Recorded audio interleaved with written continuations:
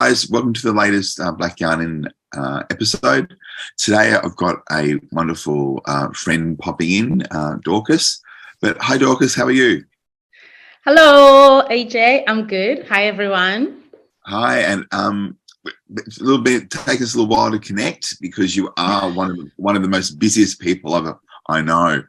Oh gosh. Producer, script writer, co-founder of a number of different organizations, TV host as well.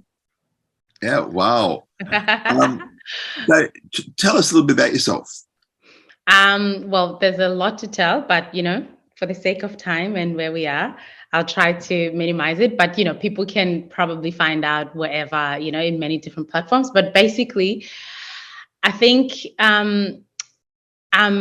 I don't know. I don't even know where to start. I mean, you mentioned that I'm a co-founder of a couple of organizations, so maybe I'll just start there. Yeah. So in 16,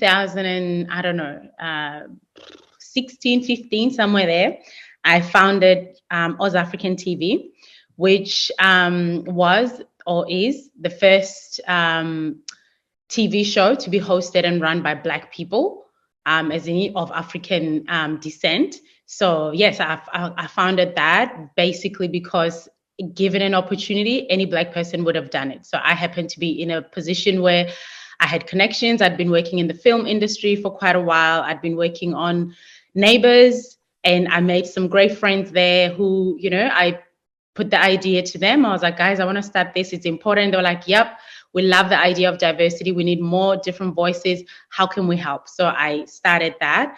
And then fast forward, to a couple of years ago, during COVID, I co-founded Yo City with Percy Dube. And it's basically like, I like to say everything that I do is an extension of who I am. So it's another, part of me, creative space that champions musicians, artists, we're connected by art, basically. And what we've done so far, we've worked with different city councils, we've put on events that are meaningful. And basically we are trying to, there's a thing where as people of color, as, historically marginalized communities, we tend to sit in a corner and preach to the choir, unwittingly so. Sometimes, the grants that you apply for might say, hey, these are your audiences, but the reality is it doesn't make sense to always sit in a corner and tell the same people that we're trying to make change. So basically with Your City, what we try to do is approach bigger venues, spaces that traditionally or systemically are for white people, spaces like NGV, Acme, all of these big organizations. So we try to partner with them in a way that we can bring different audiences into the space, we can bring artists into the space, but do it safely, culturally safely, and encourage the organization and the artists to connect in that way. So yeah, so that's what I do. And I also work at Multicultural Arts Victoria.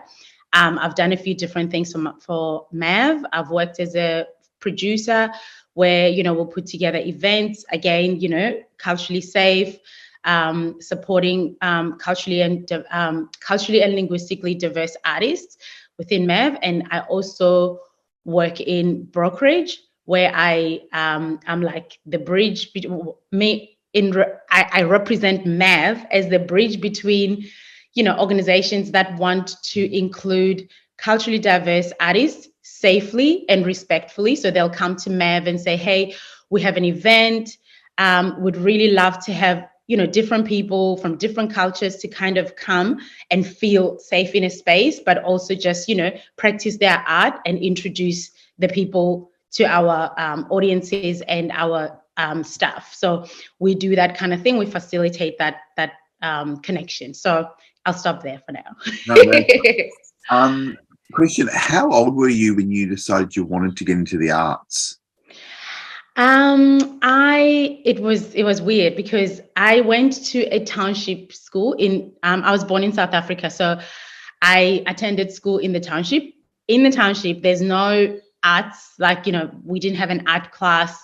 We didn't have anything creative. If you did the arts or you loved it, would have been something that you did after school, in a group, like, youth group or something like that. So I didn't get engaged in any of that. I was always a dancer. I started dancing at the age of 14. That was as creative as I got. But when I got to university, I had studied maths and science in high school, which was the normal stuff. You do maths, you do science, you do accounting, you're going to be a doctor, you're going to be an engineer, the regular stuff.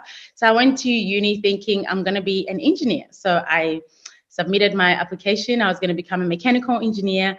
I got accepted. I started and I did semester 1, semester 2, and I was like, oh, this is too painful.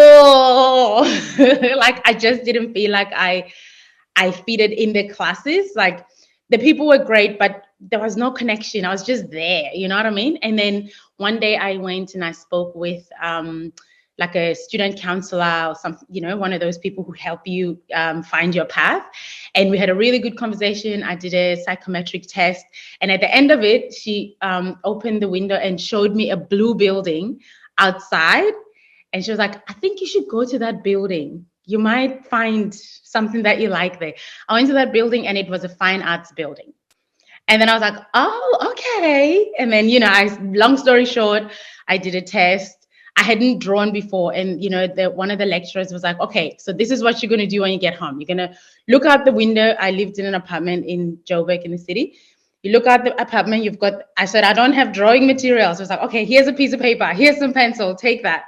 Got home, look out the window, draw whatever it is that you see. And I want you to do that every day and then come for the entry test and all of that stuff. So I did that. That was my first experience of the arts, the creative space. And I think through studying fine arts, my mind opened up to many different things, because through that I started doing video art, as it started to become a thing. And then, because you do conceptual art, so you can start thinking about movement, you can start thinking about how do visual arts and other modes of creative come together. And so so that got me interested in the creative space at large. And then from then on, anything that was creative along my path, I embraced. Yeah. So how old were you when you came to Australia? I was 26. It was 2016. Yeah, and then when I think you asked me before, how old, did you say how old was I? And then I gave you a whole history. That's okay. But it kind of gives you an idea, you know what I mean? It's like from high school days and, all of that sort of stuff. Yeah, so I was 26 when I came to Australia. And funny thing was, when I came, I was trying to, because when I finished studying my fine arts, I got into the television space, because I lived right next door to, like, SABC, South African Broadcasting Corporation, which is the biggest, the main broadcaster in South Africa. And I went there to be an extra because I was doing acting and everything. But then I ended up in the art department because, me, I was so nosy. So I started walking around. And then I spoke to the guys in the art department. I introduced myself, told them who I am, what I do. And they were like, oh, you do art. You should speak to our art director. So I spoke to the art director and she was like, oh, you should come and work with us on set. So I started making props, like, fake products in the supermarket. I started doing paintings in some paintings on set, working with the set dressers and set designers. And so when I finished uni, I went straight into the art department. And so, but then when I came to Australia in 2016, I was trying to get out of TV to go back into the arts, but it's still, I'm still getting there. And then when you were in Australia, you did your Masters of Arts in writing, didn't you? Yeah. So because what I found in Australia when I came here, I was coming straight from TV and working back home. I had an agent. Everything in my life was organized. I was like 6 months ahead. I had a job. I've interviewed. I was working as a freelancer in the art department and costume department as a stylist and, all of that, and standby. So, my life was sorted. My taxes were done. So I got here, picked up the phone. I think I called, I don't know, like one of the main agents. And I was like, I'm this person. I've done this. I've done that. And they're like, no, we're not taking anyone on our books. And I was like, how am I going to get a job? They're like, well, Don't know. And then that became a conundrum. That's how I ended up on Neighbours, because I was like, oh, okay, cool. The only way I can get a job is through something that's kind of a weekly thing. It's in one spot and all of that. So I didn't have connections. That's one. But then I realized while I was at Neighbours, because I started having kids and all of that, and the hours were crazy. So I thought one of the best things for me to start getting connections and expanding my networks was to study. So I enrolled for Master of Arts in Writing through Swinburne University. And then because I loved writing, it became an outlet. And so, and I thought if I leave the industry face fronting, I'll probably come in the back door. So I did writing, and I majored in script writing and other stuff. One thing that I couldn't do was journalism. It's too much, but yeah, that's why I did Master of Arts in writing. Yeah. So what do you prefer, acting, producing, or writing? I think they relate to one another. Like right now, I'd say it depends on the project. Like I've been doing a few commercials. I've got like an agent, but I'm not like super active on it because time doesn't quite permit. I'm a mom, I work, I do this, I do that. So when I can, I love to be on camera. And that's why with Oz African TV, I was producing it, and I had an idea in my mind. Of course, I bring people on board and I work with them, and I presented it, because I think if you were asking me between acting and presenting, I'd rather be a presenter. And so in terms of writing, I like to write creative nonfiction. So that's why a lifestyle show made sense. Like when I started doing writing, I was more interested in documentary kind of, style of writing or storytelling. So I think in terms of working in the film industry, writing, producing, or being on screen, it depends on the project. One could be better than the other. So, yeah. Yeah. And you're also an academic at the University of Melbourne too, aren't you? Yes. How do you fit all this in? How do you fit all this in? Well, everyone has 24 hours in a day. How you partition it is quite interesting. Yeah. Like I said at the start, everything that I do, I feel like it's an extension. So it doesn't feel like I can get home, pack things up, and then start this whole new thing where I have to kind of, change my mind. While I'm at MEV, I talk about the things that I do at Melbourne Uni and, get those ideas, and people are like, oh, this is great, this and that. And then it kind of comes together, and then I come home and then we do a Yo City thing. And you might find that an artist that we've worked with at Yo City becomes relevant for a project that we're doing with the Melbourne Uni. So it's kind of like, it's a very good ecosystem. And that's how I do it. And at Melbourne Uni, we were approached last year, yeah.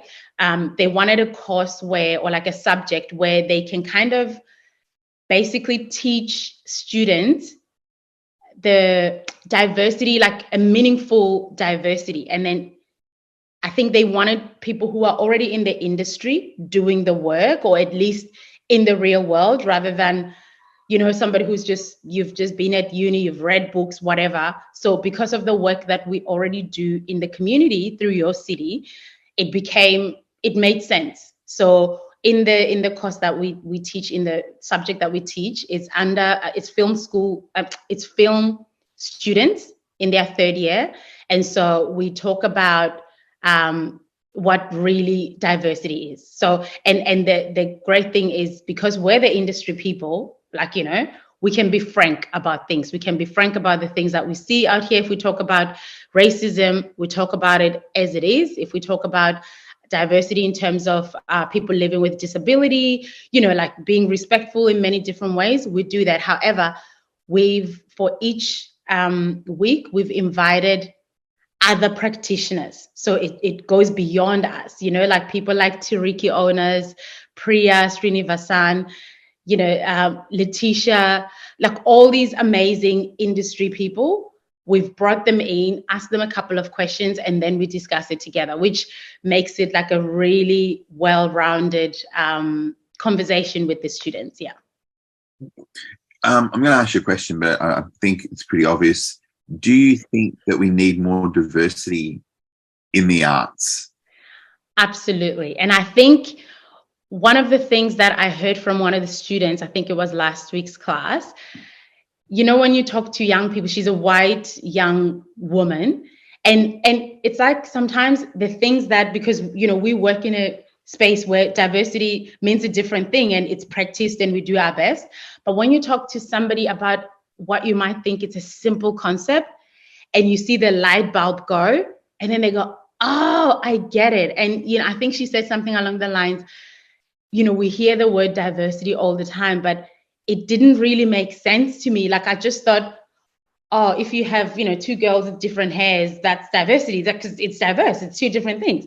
And so when you guys put it the way you put it and how we're having this conversation, it really makes sense that at the end of the day, what I might think is diverse might be different to somebody else. So I have to be ready to listen and to listen to their lived experience and what diversity means to them. And that's when we start to have a meaningful and a true meaning of the word diversity, I think, in my understanding. So yeah, so based on what we had taught in the class, when you hear a student come up with that kind of description, it's like, yeah, absolutely, we need it and we can't stop. And if young people start to see that, there's a good chance that things will be better in the future. So yeah.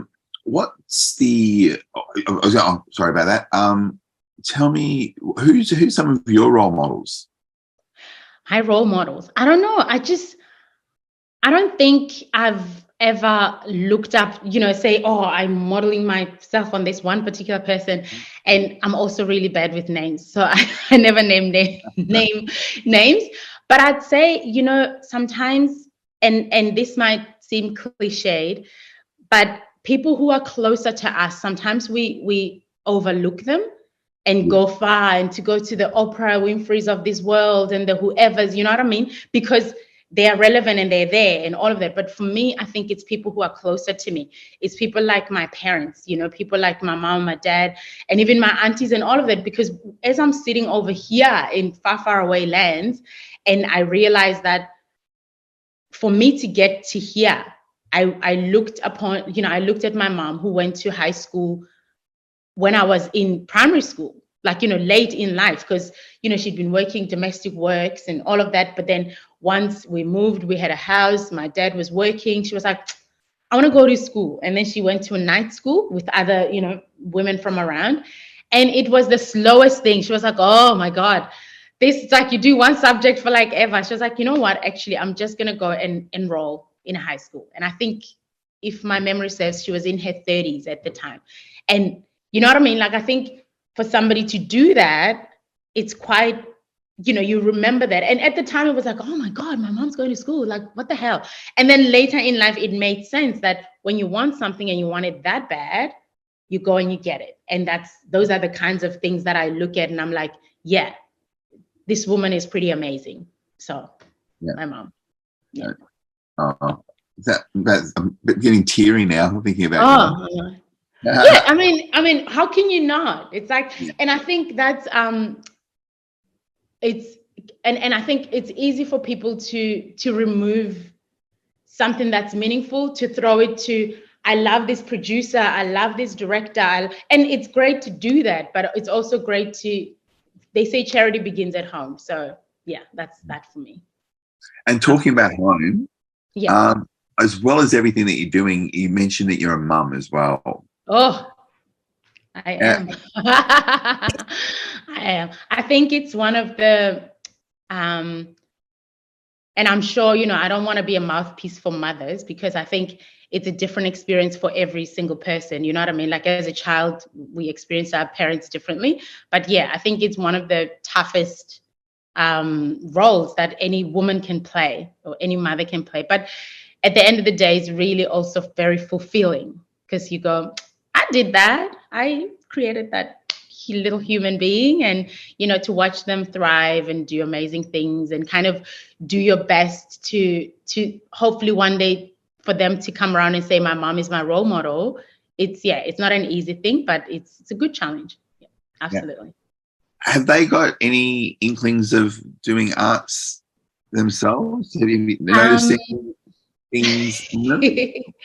My daughter definitely. She goes to Australian stage school. I don't know. Yeah, I think so. So she does triple threat. She does dancing, acting, and singing. And when they were little, they did modeling and everything. But my son, no. We once asked him to come and work with us on set.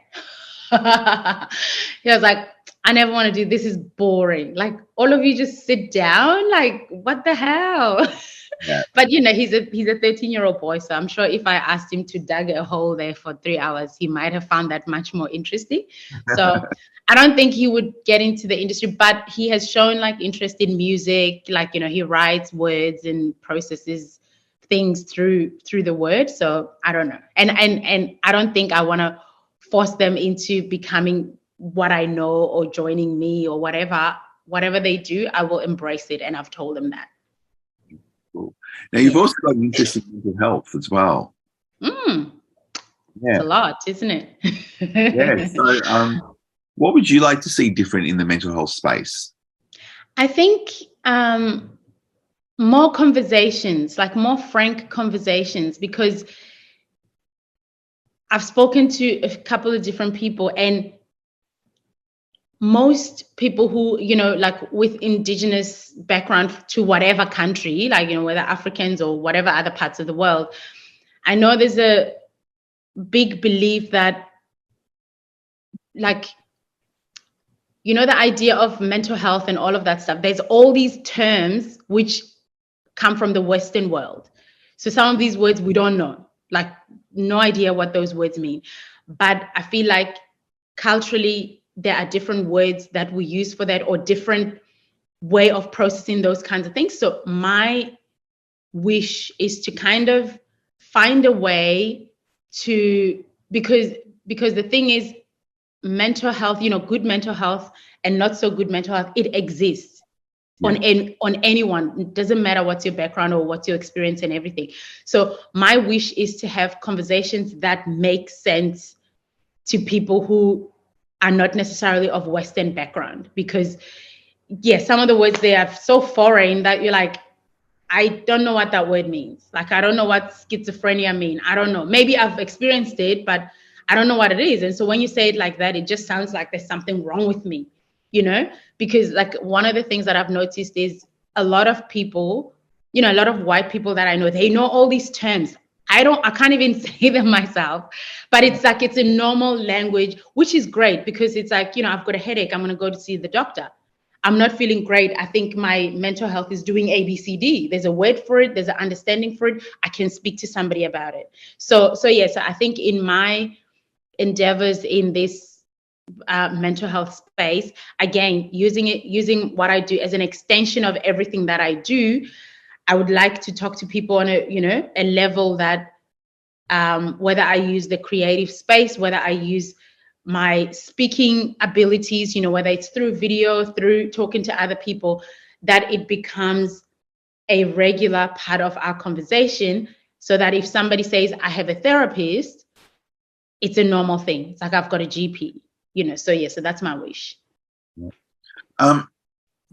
Is mental health in the African community talked about a lot, or it's kind of hidden, or? I think it's starting to be a thing that people, I think a few people are working towards what I'm trying to say, because there's a feeling that it's needed, like those conversations are needed, because we can see each other suffering. We can see the generational trauma happening to a point where people don't know what's wrong with them. And when you think about it and you read books and you kind of analyze certain things, you're like, actually, there's this huge amount of trauma that can be dealt with, and you can work on things and you can be fine. But then I feel like we are making small steps. I know a few people, a few organizations that are doing that. But it's not necessarily talked about enough. And I think a lot of people, it's more like when you depending on what spaces you're in, if you just blurt something, you might find yourself going, oh, I shouldn't have said that. Like, you just make people feel uncomfortable. But that's not to say that when they leave with that, it means something to them. It's just that we don't really talk about these things. You know what I mean? Like, there's nothing wrong with me. I go to church, I go to this and I go to that. And that's okay. And I think to the greater part, and I speak for the African, like as an African person, there hasn't been, from my experience, there hasn't been a need to go to a therapist. However, there were always spaces and opportunities to talk to people, which is part of talk therapy.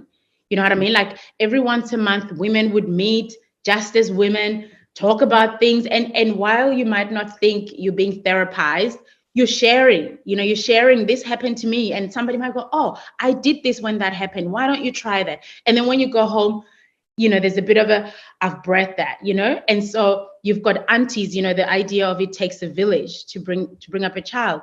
You've got aunties, you've got grandmothers, you've got neighbors.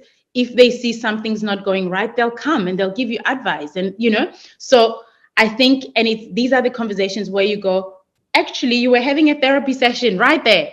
You know what I mean?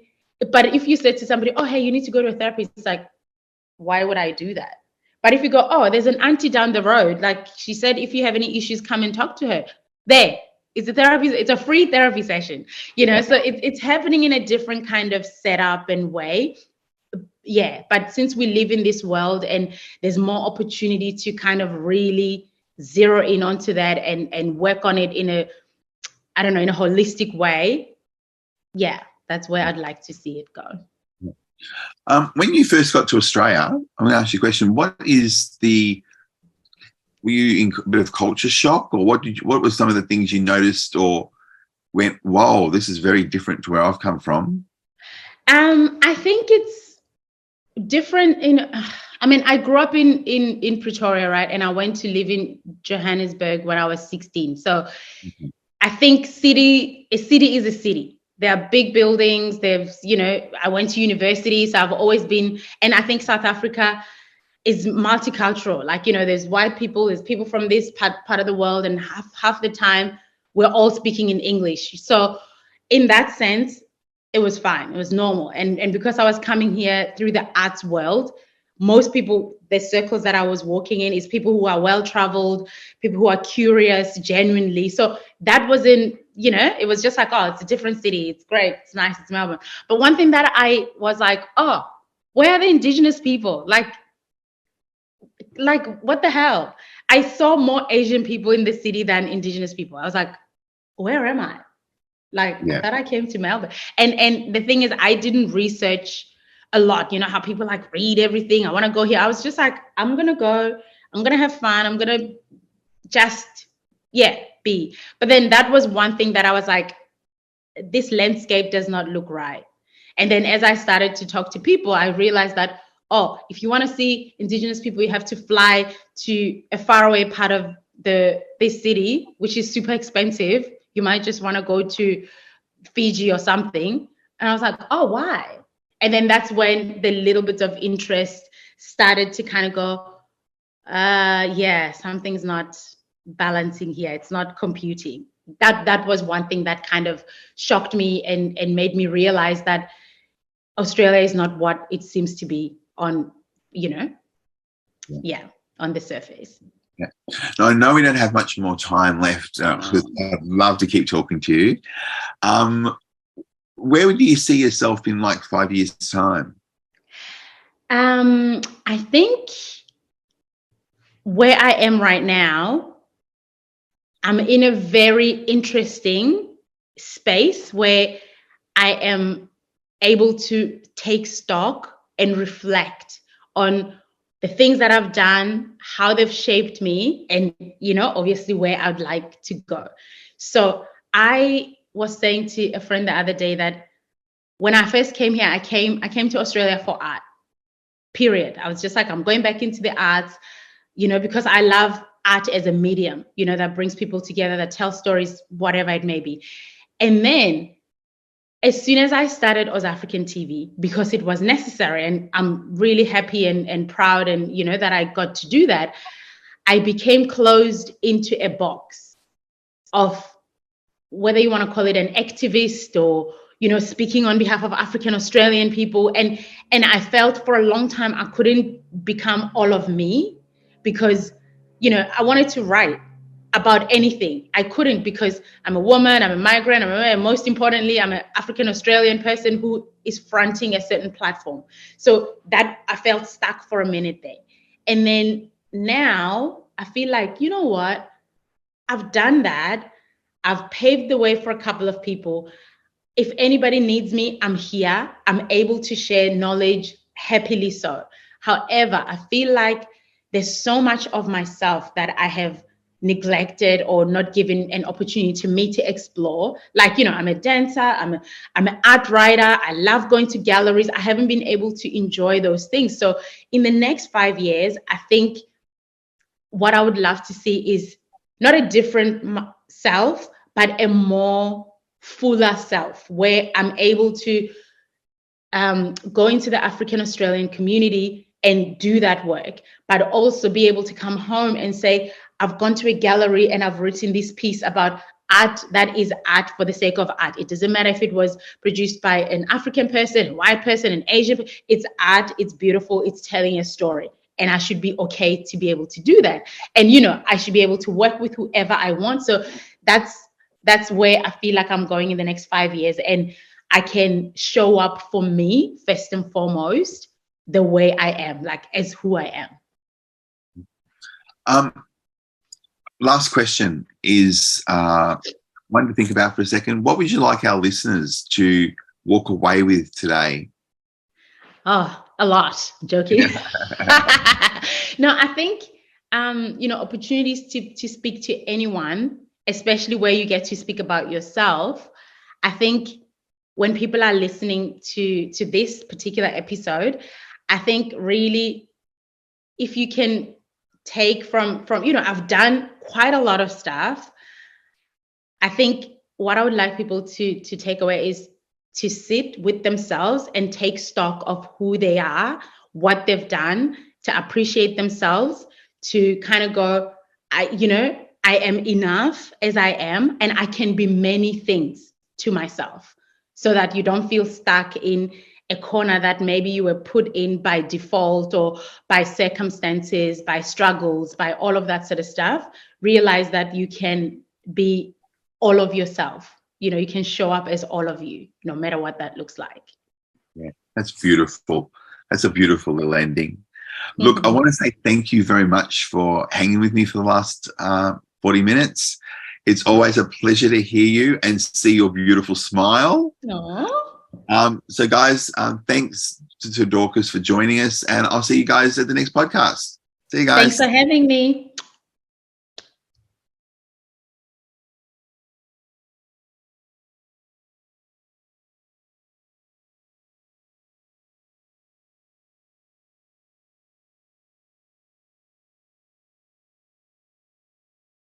How are you? Hey, Jay. Nice to see you again. That's good.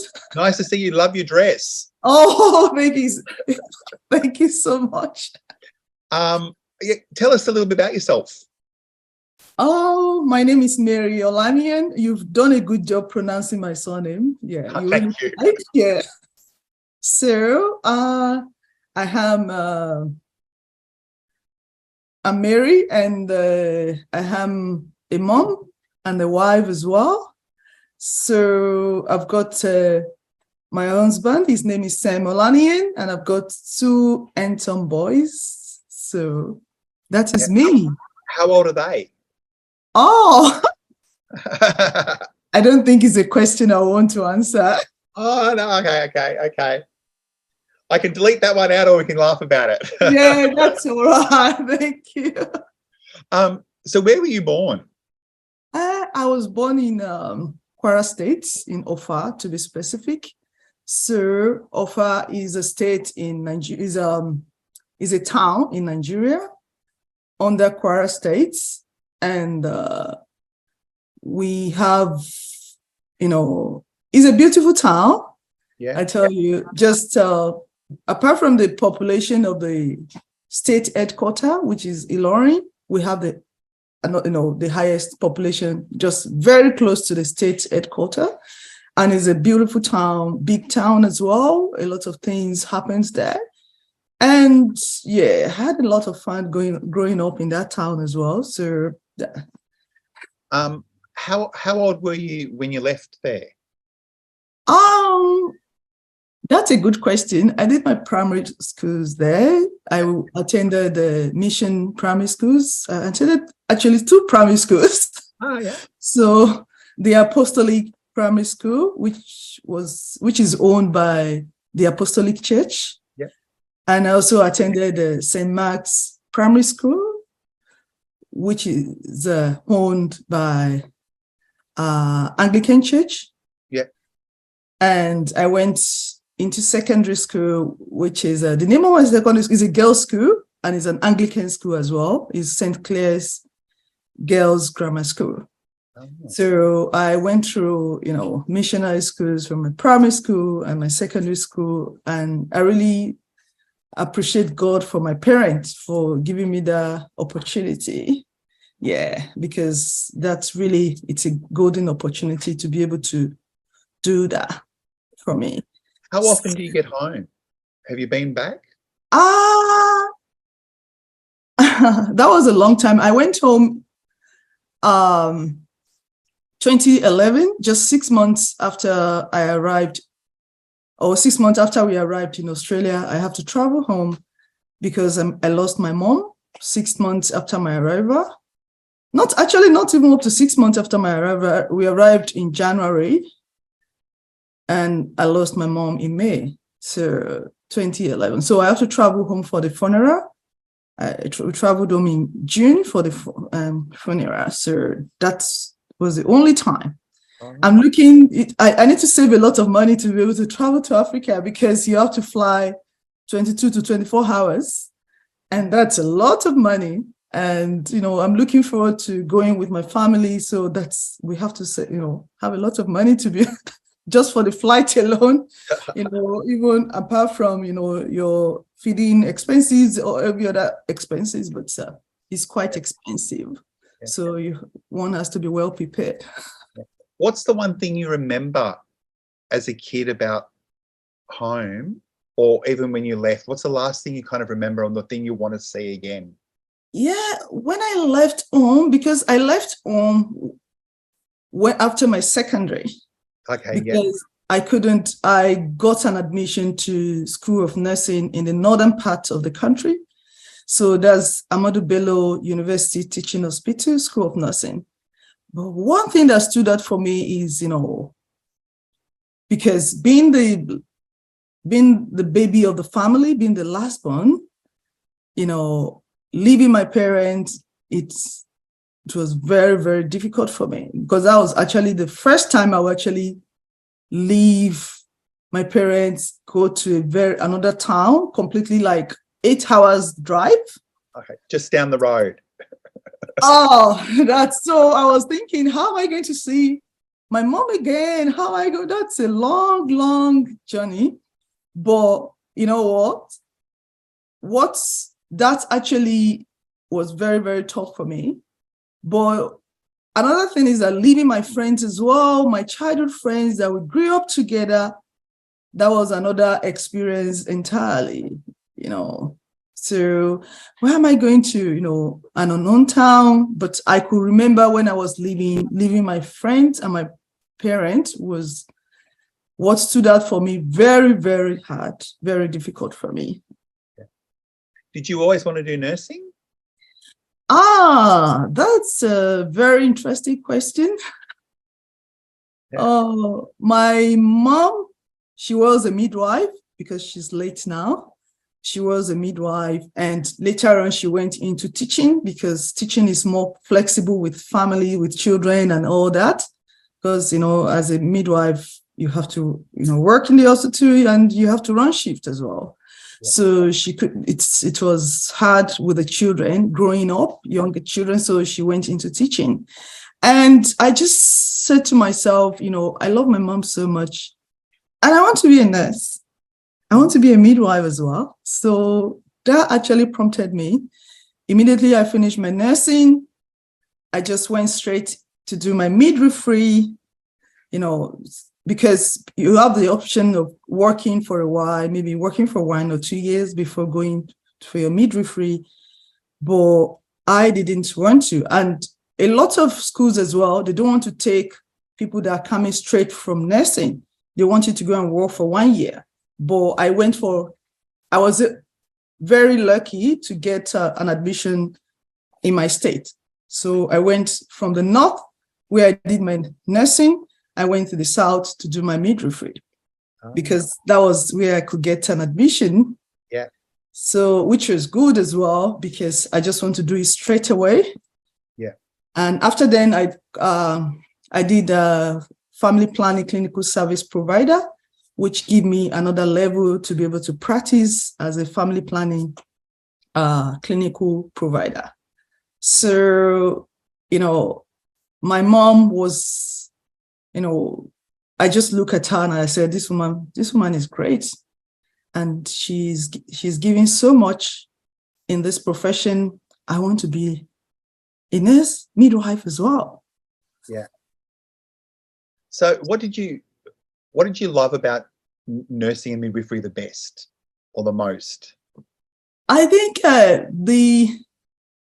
the most enjoyable thing for me is, the midwifery part of it, you just delivering the baby and just seeing the result of what you have done. You've monitored the woman maybe for 24 hours or more or less than that. And this invisible baby that is inside the uterus came out, and we can see the baby that have been there for 9 months. Yeah. And I find myself as highly privileged to be one of the people that will see that baby first.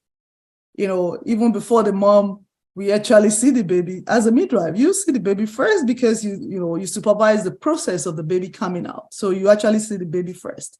So it's very, very rewarding. And you just see the results, the positive results straight away. So that is an amazing thing about midwifery. So were you able, when you came to Australia, to still practice, or did you have to restudy? Yeah, what happened is that when I came in, I actually want to go and continue with my midwifery career, but they said, oh, you have to be a permanent resident before you can actually go into midwifery. Yeah. And I came in as an international student, and I wasn't a permanent resident. So because of that, I couldn't do the studies. But they said I have to do more studies. I said, oh, that's fine. But because of that, I couldn't do it, which is all right, because I went into something completely different. I still continue my nursing. Yeah. But, the midwifery part of it, I've delivered a lot of babies. So I tell you, if somebody falls into labor now, I can still, everything will come back and I can still go into action. I think we'd make a good team. Oh, absolutely. Absolutely. I don't know if all the listeners actually know, but I did my maternal health. You know that, but I did maternal health nursing as well. So I think we'd make a good team. Absolutely. Absolutely. AJ and Mary are there to help bring this baby into the world. Absolutely. So what did you end up studying? So after then, I did bachelor's. I did nursing. I continued my nursing path. So I did Bachelor's of Nursing post-registration at La Trobe University. So I went ahead, I did a bachelor's in mental health and addiction. So which is very, very rich, because you've got two major areas that you can practice if you want. And in this program, in this bachelor's, I got an achievement award which is an academic achievement, community involvement, and a character award as well. So that's for higher education. So that's in 2015. So which is very good. And from there, I did Masters of Counseling.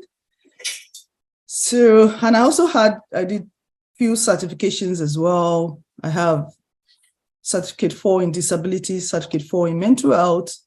So, but what I did is that I ensure that everything is actually adding up, from nursing, midwifery, family planning, to nursing again, one with the post-registration, mental health and addiction, and doing Masters of Counseling. So everything kind of flows. A question I've got is, what stream do you like the most? Is it still the midwifery component, or do you like drug and alcohol or mental health? I think I love drug and alcohol, but it's always a co-occurring disorder. So someone with drug and alcohol issues will definitely have mental health component to it. So it's hard to separate them. So even if the person does not have maybe schizophrenia or depression or anything, they may have underlying trauma. So either post-traumatic stress disorder or any form of trauma, maybe childhood trauma, or attachment disorders. So all those things has actually happened. So you can't actually separate them. But I love alcohol and other drugs part of it, because it's very, very challenging. Yeah.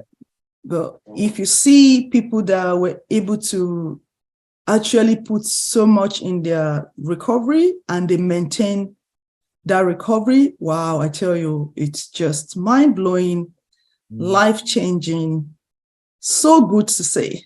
Yeah. Very, very good to see. Now, in your culture and in African cultures as well, is mental health commonly talked about? I think that's something that is changing. Yeah. And which we want it to continue to change, because the stigma on mental health, it's not what we want to see. Yeah. Because mental health is like every other disorder. So it's like every other illness. So why so much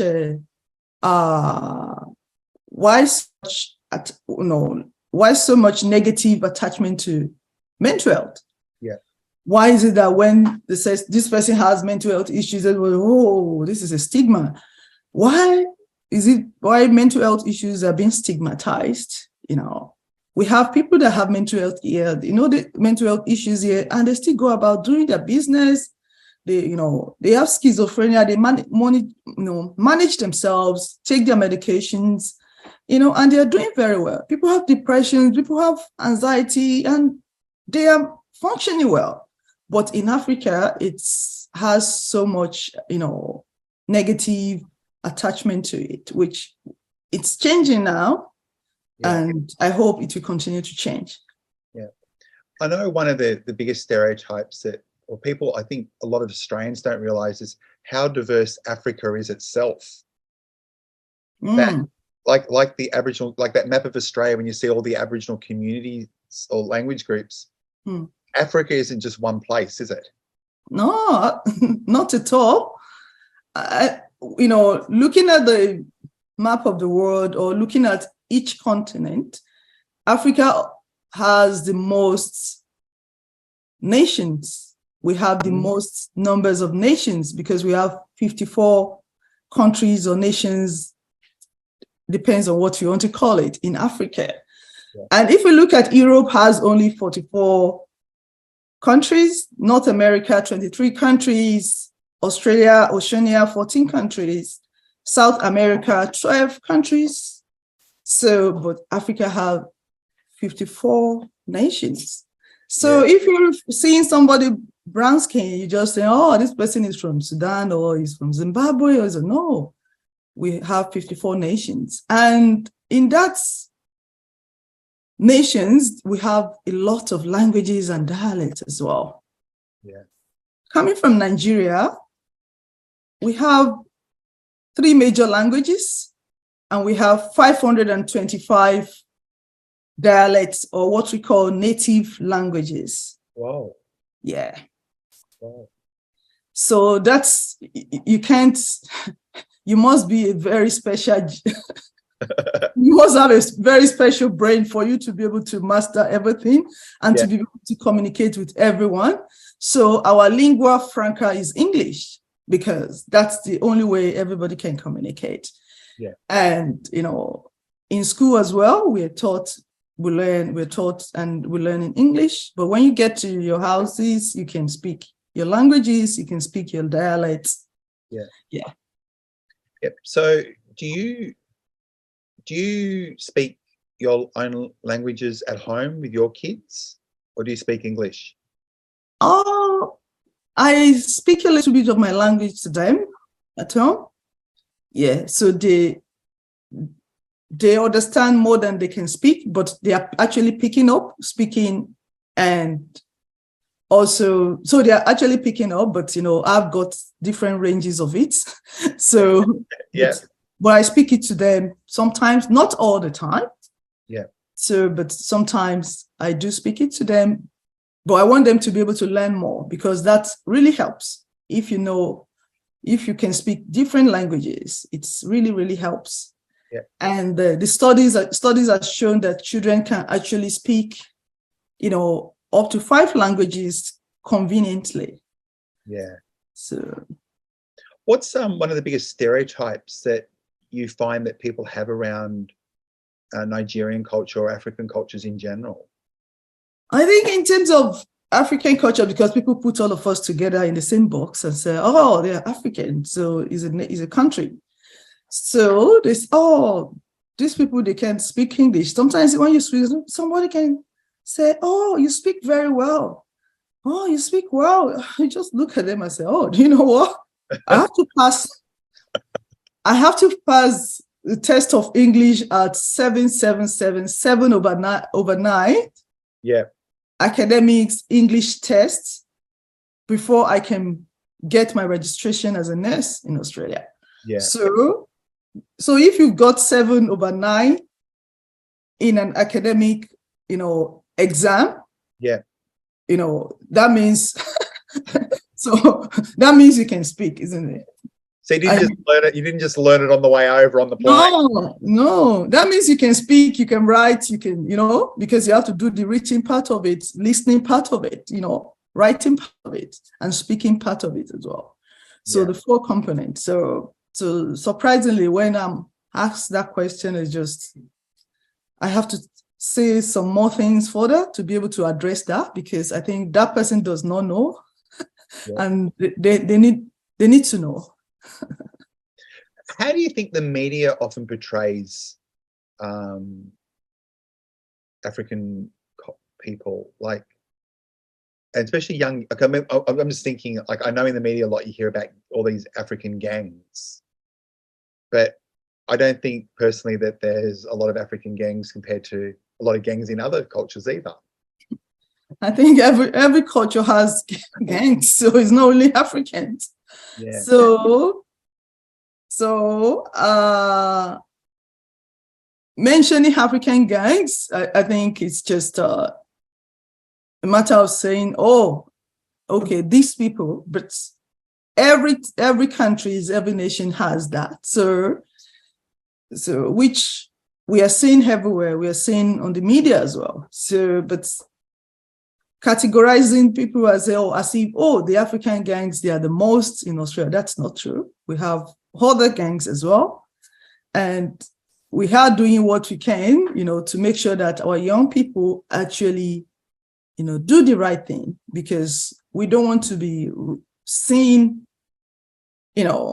coming here and say, oh, these people, they are doing bad things, they are corrupting the society. No, we don't want to be seen as that. And as a older person in the community or in the society, we are trying to mentor not only people from our countries, but people from Africa as a whole. So we are trying to mentor them. Like for me, I belong to, they call me senior board member. So So I am a board member of Multicultural Youth Support Services, and we work with young people to mentor them, to support them in different capacities, homework club, sporting activities, and all that. We just want them to be a great person in this nation. Yeah. And, maybe because I've been in the board for a very long time, so they call me senior board member, which I say, oh, okay, that's all right. that's good. So, and those are the things some of us are doing to actually, motivate our young people, to encourage them, to support them, to be a kind of person we want to see, a kind of person that the society want to, be reckoned with. Yeah. So, yeah. Racism in Australia, have you ever experienced it? I think wherever you experience that, and it's I have experienced that, and you know what? I don't take it personal, because it is, some people have not even traveled out of Australia for once, so they don't actually know what is happening in other continent or in other countries or anything. So they only see it in the news, and news they don't actually portray the best part of any country, except the country where the news is coming out from. So you experience a lot of things, as we mentioned. People will ask you, oh, you speak very well. Oh, and some people will ask you, oh, they will just, are you from this country? Or are you from this country? As I said, we have 54 nations. So you actually, that's a big mistake if you say, and those are the things that we experience here. Or if somebody sees you in a place and they just consider you are like, the lowest person in that organization, even without asking, just because you are brown skin. Yeah. You would have experienced that in nursing too, wouldn't you? Yeah, I experienced that, but you know what? You have to develop resilience, and you have to be self-determined to be able to handle that, because I don't want something that will actually affect my mental health. So I just, this has happened. But what I do most of the time, if I have that opportunity, is to pull the person up and say, and to address it, because I don't want it to linger. But you experience that. And if I want to start mentioning examples, I think we will be here for the next 2 hours. We'll bring you back for another episode, and we'll go through. Bit of a question. It's currently May. May is African Month. What does African Month mean to you? I think we recognizing us as Africa, from African descent, I think it's very, very important to me. We are less than 2% of Australia population, but at the same time, we have a very rich culture and a very rich continent as well. Our continent is very rich with different languages and different people, different, culture. So I'm so happy that we are being celebrated. Yeah. Yeah. Are you going to any events for that day? Yes, I will be going out because it's part of celebration. But I will be going to the communities to visit friends and families as well, to just say hi to them so that we can celebrate together. Yeah. Question, how do you define leadership? And do you have any leaders or role models that you look up to? Yes, I have people that I look up to, and I have people that look up to me as well. Yeah. So defining leadership for me, it's picking someone that you just felt, I would just take it in a literal way. Yeah. Somebody that you feel, this person is worthy of looking up to, and watching that area of that person and wanting to become that person. So as you asked now, do I have someone that I look up to that is a leader, that is in leadership position? But that does not mean that that person might be a perfect person that you want to be.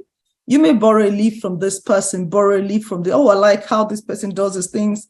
I like how this person, do these other areas. You can pick and choose from each area of each person, and you look up to them and you want to be like them. Yeah. And likewise, people are also looking up to you as well to be like you. Yeah. What leadership? Just in a literal way. Yeah.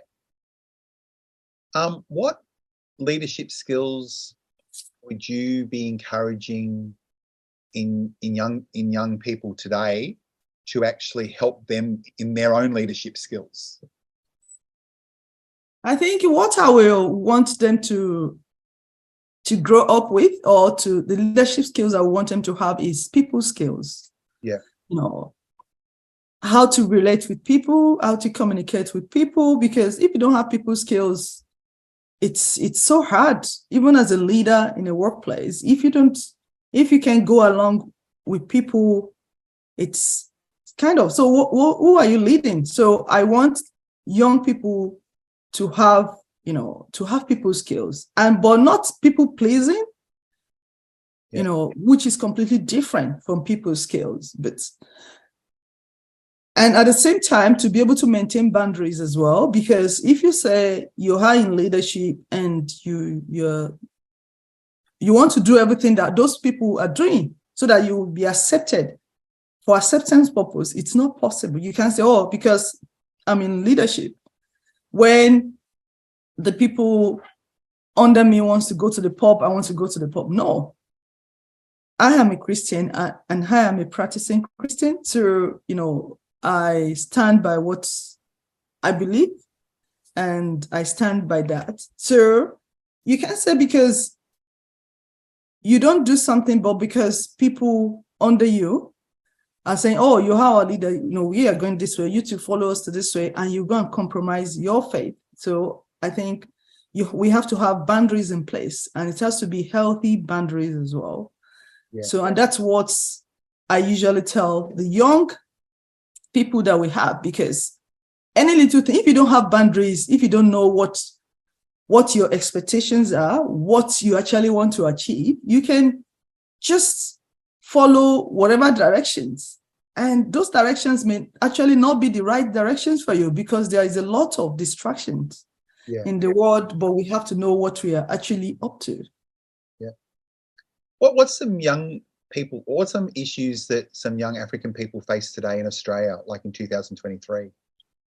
I think, racism, discriminations, and it's just everywhere. You see children being bullied at school, because of their skin colors, and say, you Black, which I do tell people I'm not Black, but I'm brown skin, because there's completely different between being Black and being brown. Yeah.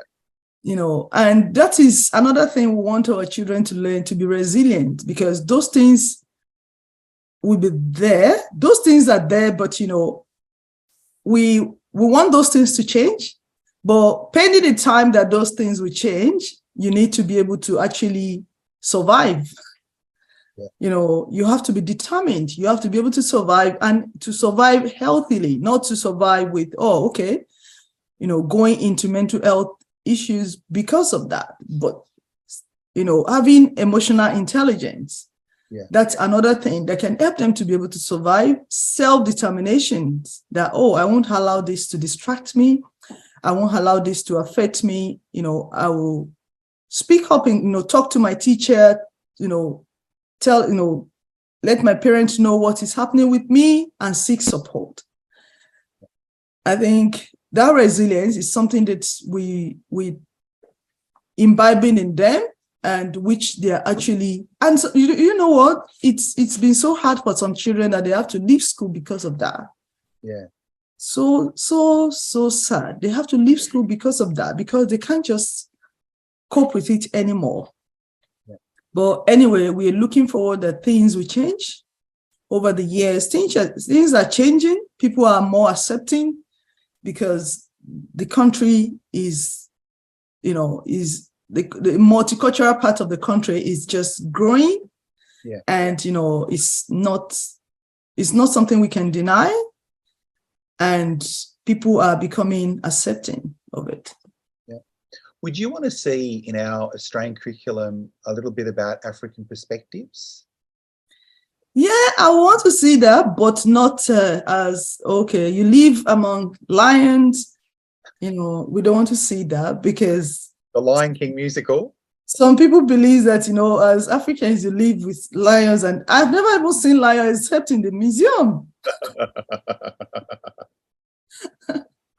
Yeah. So you didn't walk out the front yard with giraffes wandering? No, not at all. But so that people can just learn about other continents, and that will also help people to be able to know, oh, this continent has so many, countries, so many countries or so many nations in them, and they have so many dialects. They have other major languages as well, just to see how rich the continent is. I think but not portraying as, oh, these people lives among lions, and they see lions every day. Because when I came to Australia nearly, people will be talking about lions. I'll be wondering, why are they talking about lions? Yeah. So it was later my sister told me that, oh, do you know they believe, oh, lions, African lives among lions? Oh, that's not true, A question to ask you, before you got to Australia, what did you know about Australia? Because before I came to Australia, my sister was here. Okay. So, and when we are preparing our papers, preparing to come, I went to read about Australia just to know about, oh, this country. I know Australia as a small, in terms of population, a small country, but with a large landscape. Yeah. So, which, looking at different states, and you can see how many hours you can travel to. I say, wow, this country is quite huge in land space, but they have very small population. But I think the population is growing now compared to when I came in or before I came into Australia. Yeah. Yeah. And look, you gave a really good statistic before. You said African cultures in Australia makes up like 3%? No, less than 2%. 2%, okay. Yeah, we have less than 2%. Yeah. What's one thing that you would like the listeners to know about Nigerian culture that you don't think they would actually know? You mean what I want other people to know about African culture? Yeah, African culture or Nigerian culture. Okay. Just recognizing the difference. Okay. I think people to know more about our food, because Africa, we have a lot of, dishes, we have a lot of food, we have a lot of varieties, especially Nigeria. We are so rich in our varieties of food.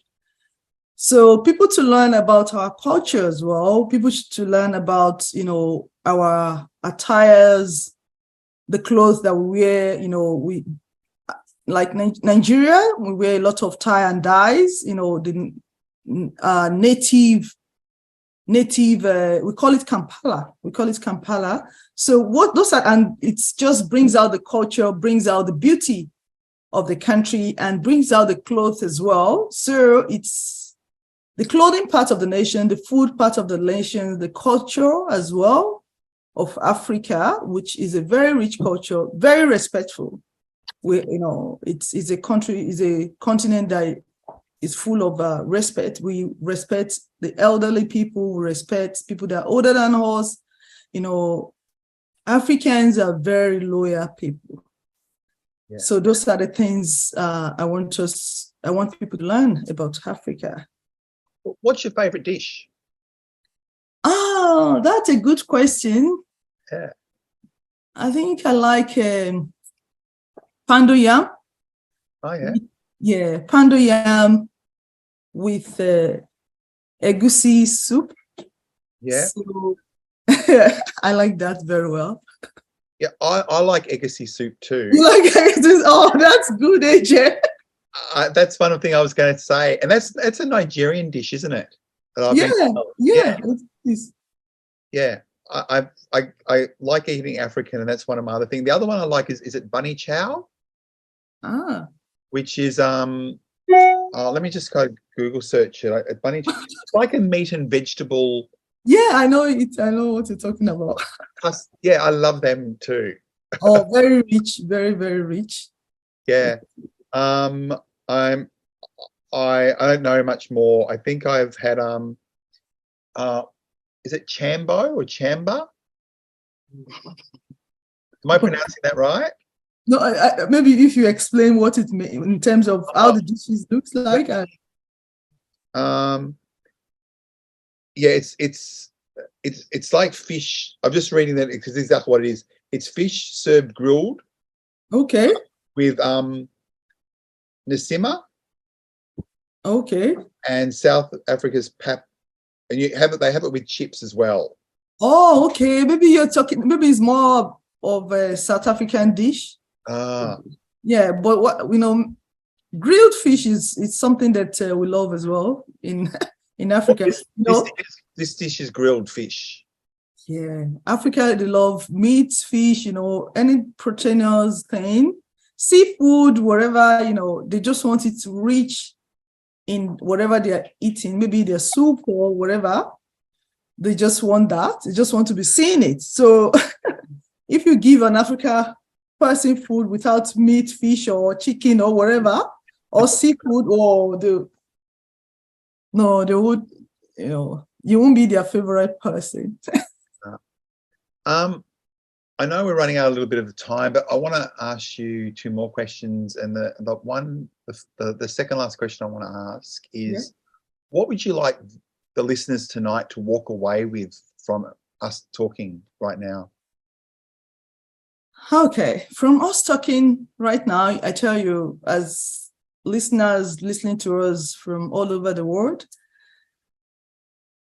I want to speak to people that are maybe newly arrived in Australia or migrant in Australia. I tell you, the time of your settling, it's quite hard.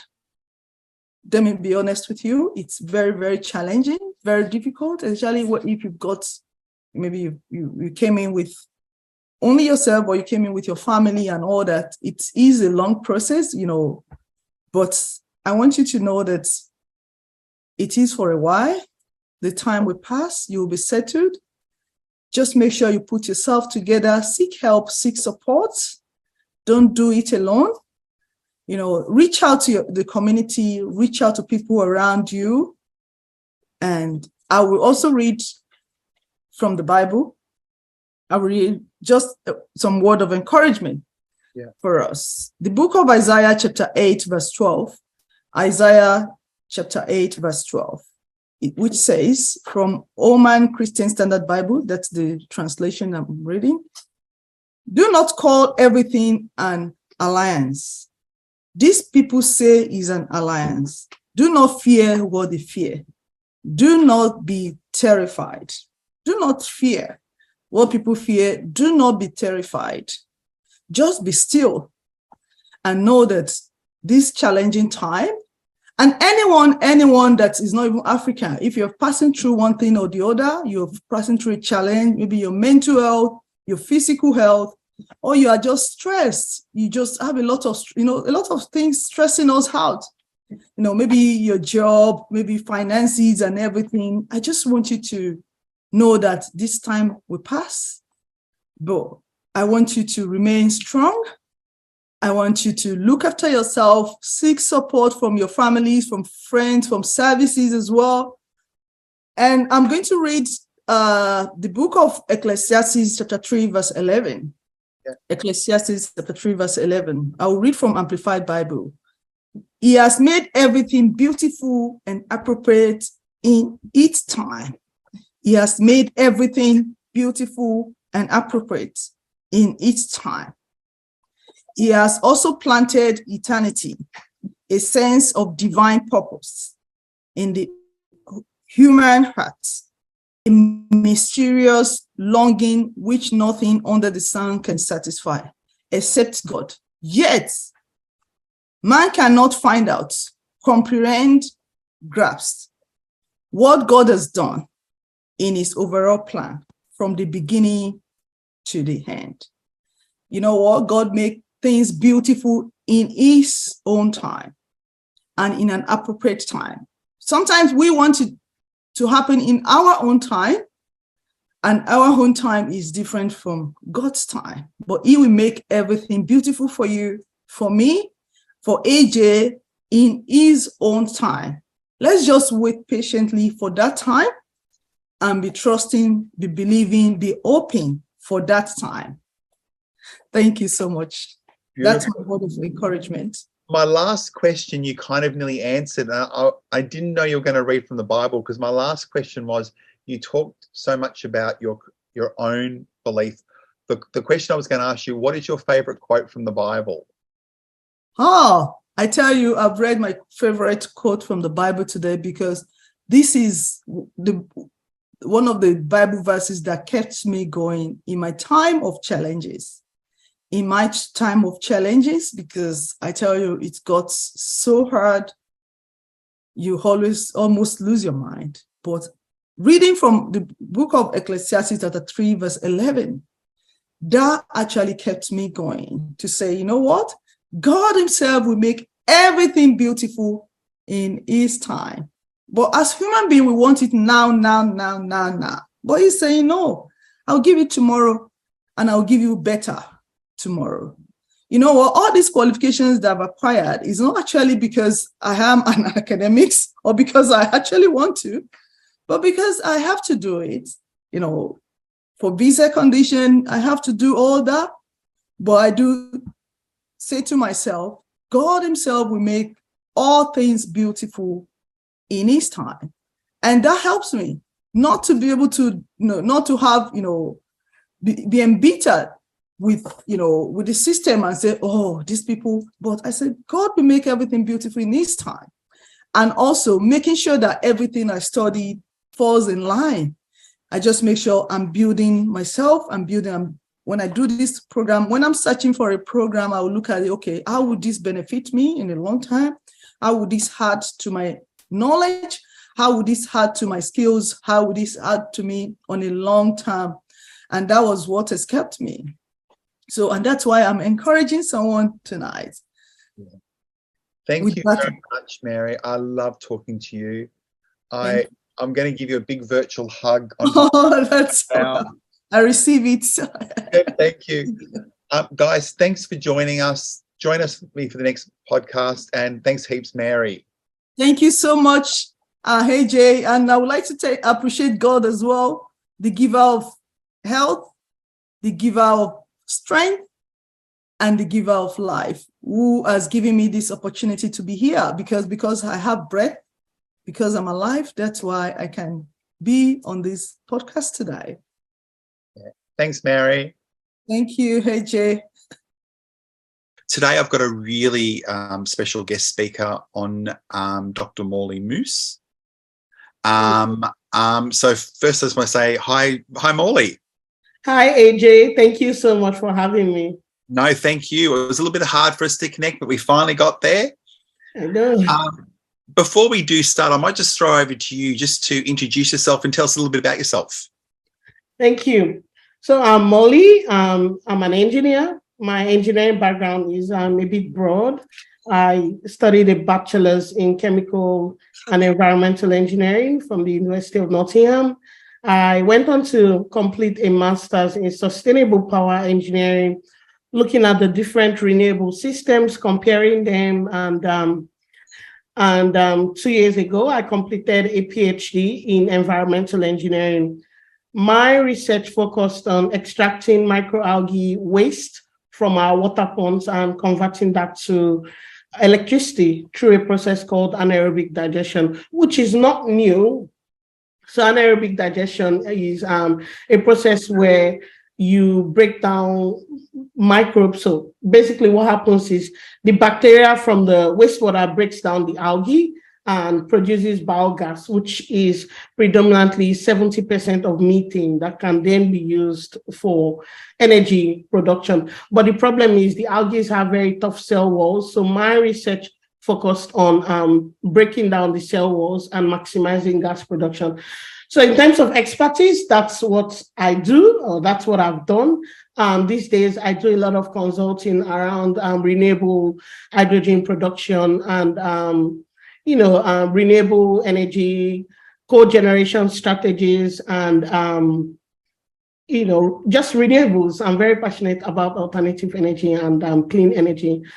The other thing that I do is I sit on the board with Women in STEM Australia, which is one of the largest not-for-profit women in STEM groups. And I'm also the co-founder of iSTEM Co. iSTEM is a research consulting and talent sourcing company that enables employment for women in science, technology, engineering, and mathematics, so including women of color and women from CALD backgrounds. So we work with STEM companies to really help them to improve their team of diverse women. Why do we do that? It's because obviously there's an underrepresentation of women in STEM, which I believe would explore further in this podcast. And on top of that, I also sit on the board with the Australian Academy of Technological Sciences and Engineering, ATSI, on a unique program called Elevate STEM, which really is an initiative to drive and promote scholarships, to deliver scholarships for women in STEM from undergraduate up to postgraduate. So you can say I'm a big believer in STEM. I've got this here that shows, it says STEM is cool. So yeah, I love women, I love people, I love STEM, and I believe that everyone should be given an opportunity. Yeah. And have you been seeing many women get into the field of science, engineering, technology? Look, it's yes. The number of women getting into the field has been slowly increasing, not as at the pace that we should have it. But I think the biggest issue, it's not just about women getting in, but it's actually on women staying. So I'll talk about this in 3 different dimensions, right? So the first one is girls studying STEM. Before now, we had this preconception, this knowledge that, girls didn't want to study STEM. But when we rolled out the Elevate STEM program last year, we found out that we had 1,050 applications and we had just 50 spaces. So literally, there was just like a,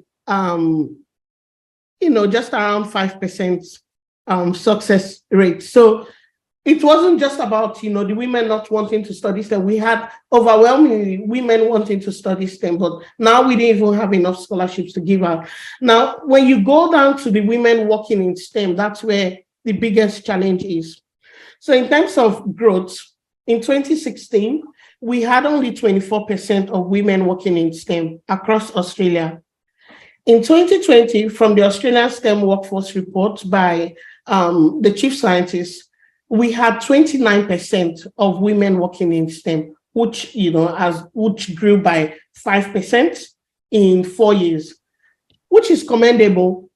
But in saying that, there are still several issues, around women working in STEM, especially some sectors have even a higher underrepresentation, like engineering, construction, mining.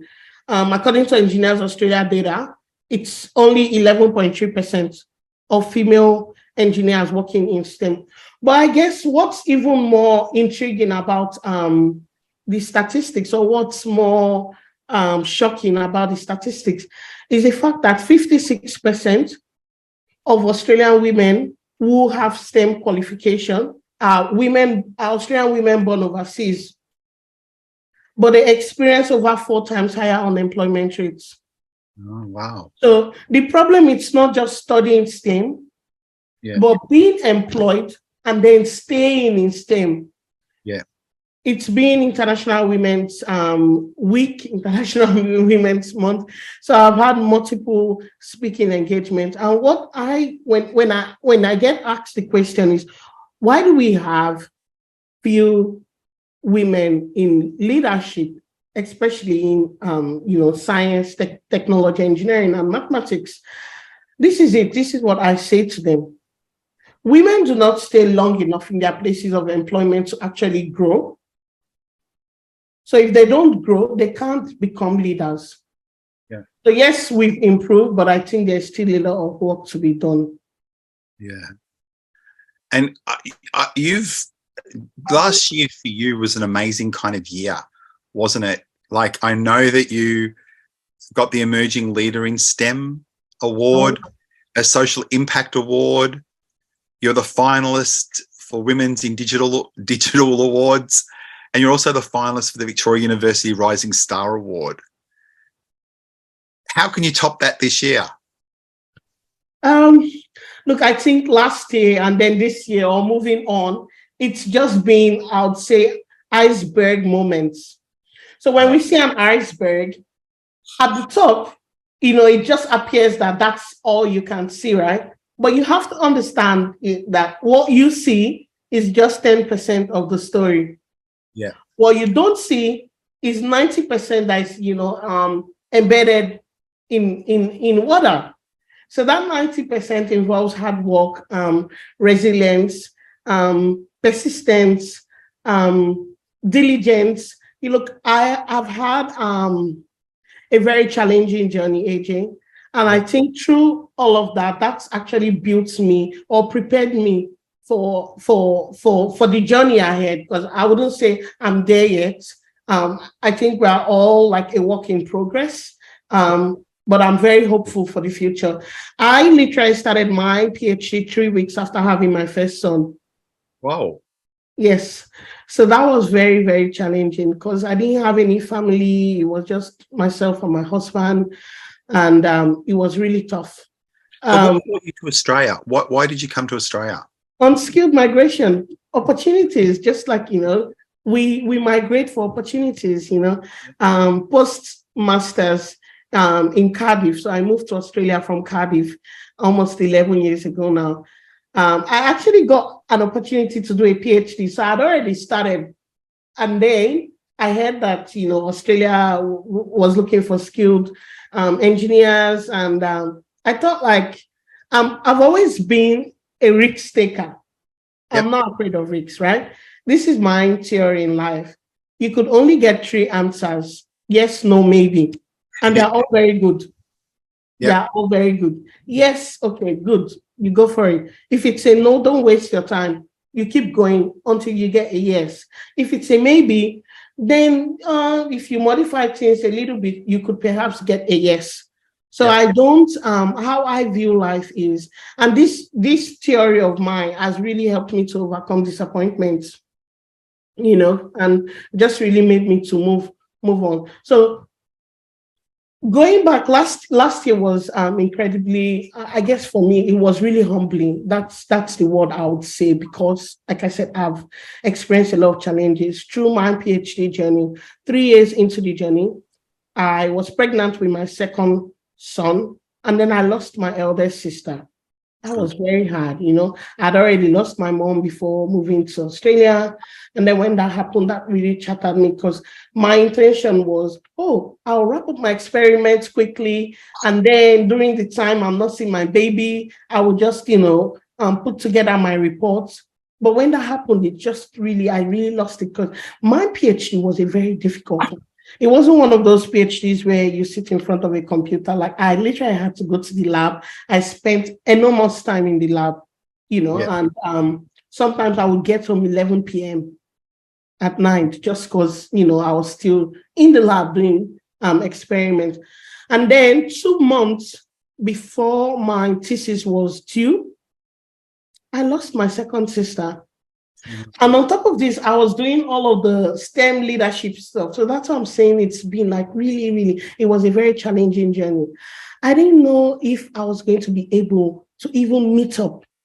But somehow, by some miracle, I was able to submit a day before it was due.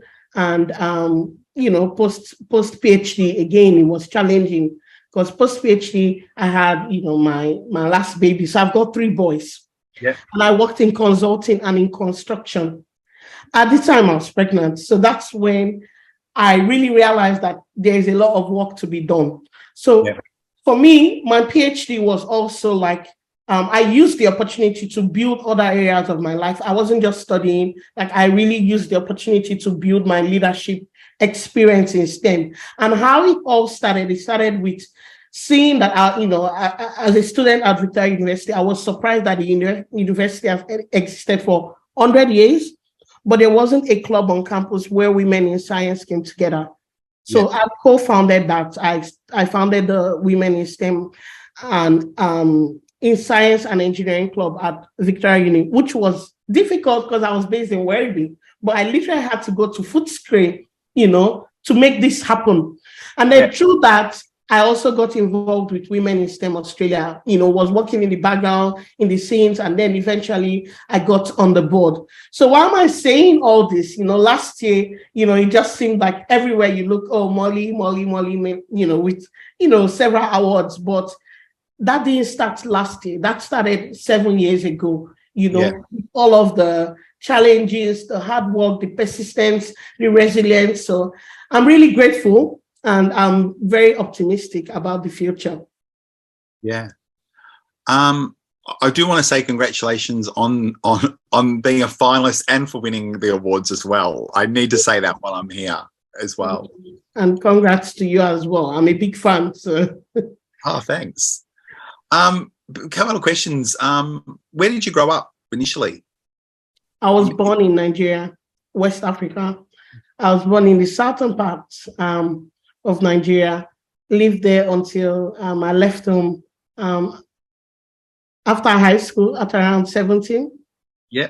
It's been 18 years now since I left, home. And it's just been an incredible journey. I've, lived in maybe 5 countries, Nigeria, the US, the UK, Malaysia, and Australia. So I like to see myself as a global citizen rather than, just being, I don't know, I'm very, very proud of my heritage, being a Nigerian woman from southern Nigeria, from Rivers State, married to someone from Lagos State.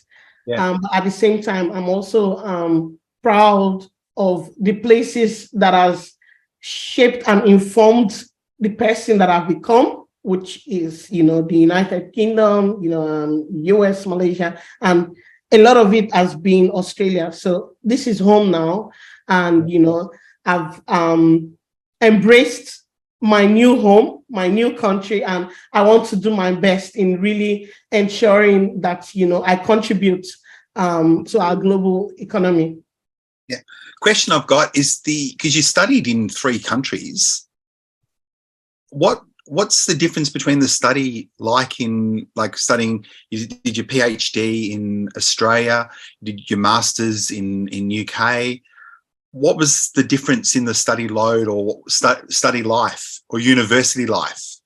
I guess it might be a bit difficult for me to say, honestly, because a PhD is very different from, like a bachelor's or a master's, because a PhD in a lot of ways is very isolated because you're not really mingling so much with the rest of the student community. Like literally, you have to make yourself to mingle. You have to put yourself out there, which is what I did. So I don't know if my comparisons would be, I guess, like, I don't know if I'll be able to, if there will be efficient enough in comparing these 2 places, because but in saying that, what I think is, in a lot of ways, studying in Australia is very similar to studying in the UK.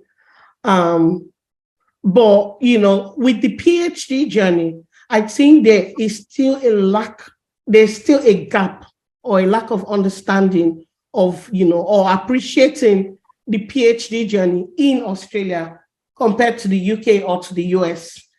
It's very different. There is a lot more understanding and awareness in the UK of the PhD journey. In the US as well, there's a lot more appreciation for that. But in Australia, at least in engineering, there's still that gap, which there is been a lot of focus on research commercialization, which I think would be one of the solutions for us in Australia to really appreciate the innovation and the addition to knowledge that a PhD brings. Yeah. Have you experienced racism, discrimination in any of the countries that you've been at? Look, racism, discrimination. For me, I like to see myself as a bumblebee. I actually have a photo of a bumblebee in my home office. Now, a bumblebee, from the laws of physics and aerodynamics, is not meant to fly. Yeah. Because of how it's shaped. It's not shaped for flight. It's not designed for flight. But here's the thing. The bumblebee doesn't know that. So the bumblebee just flies anyway. Yeah.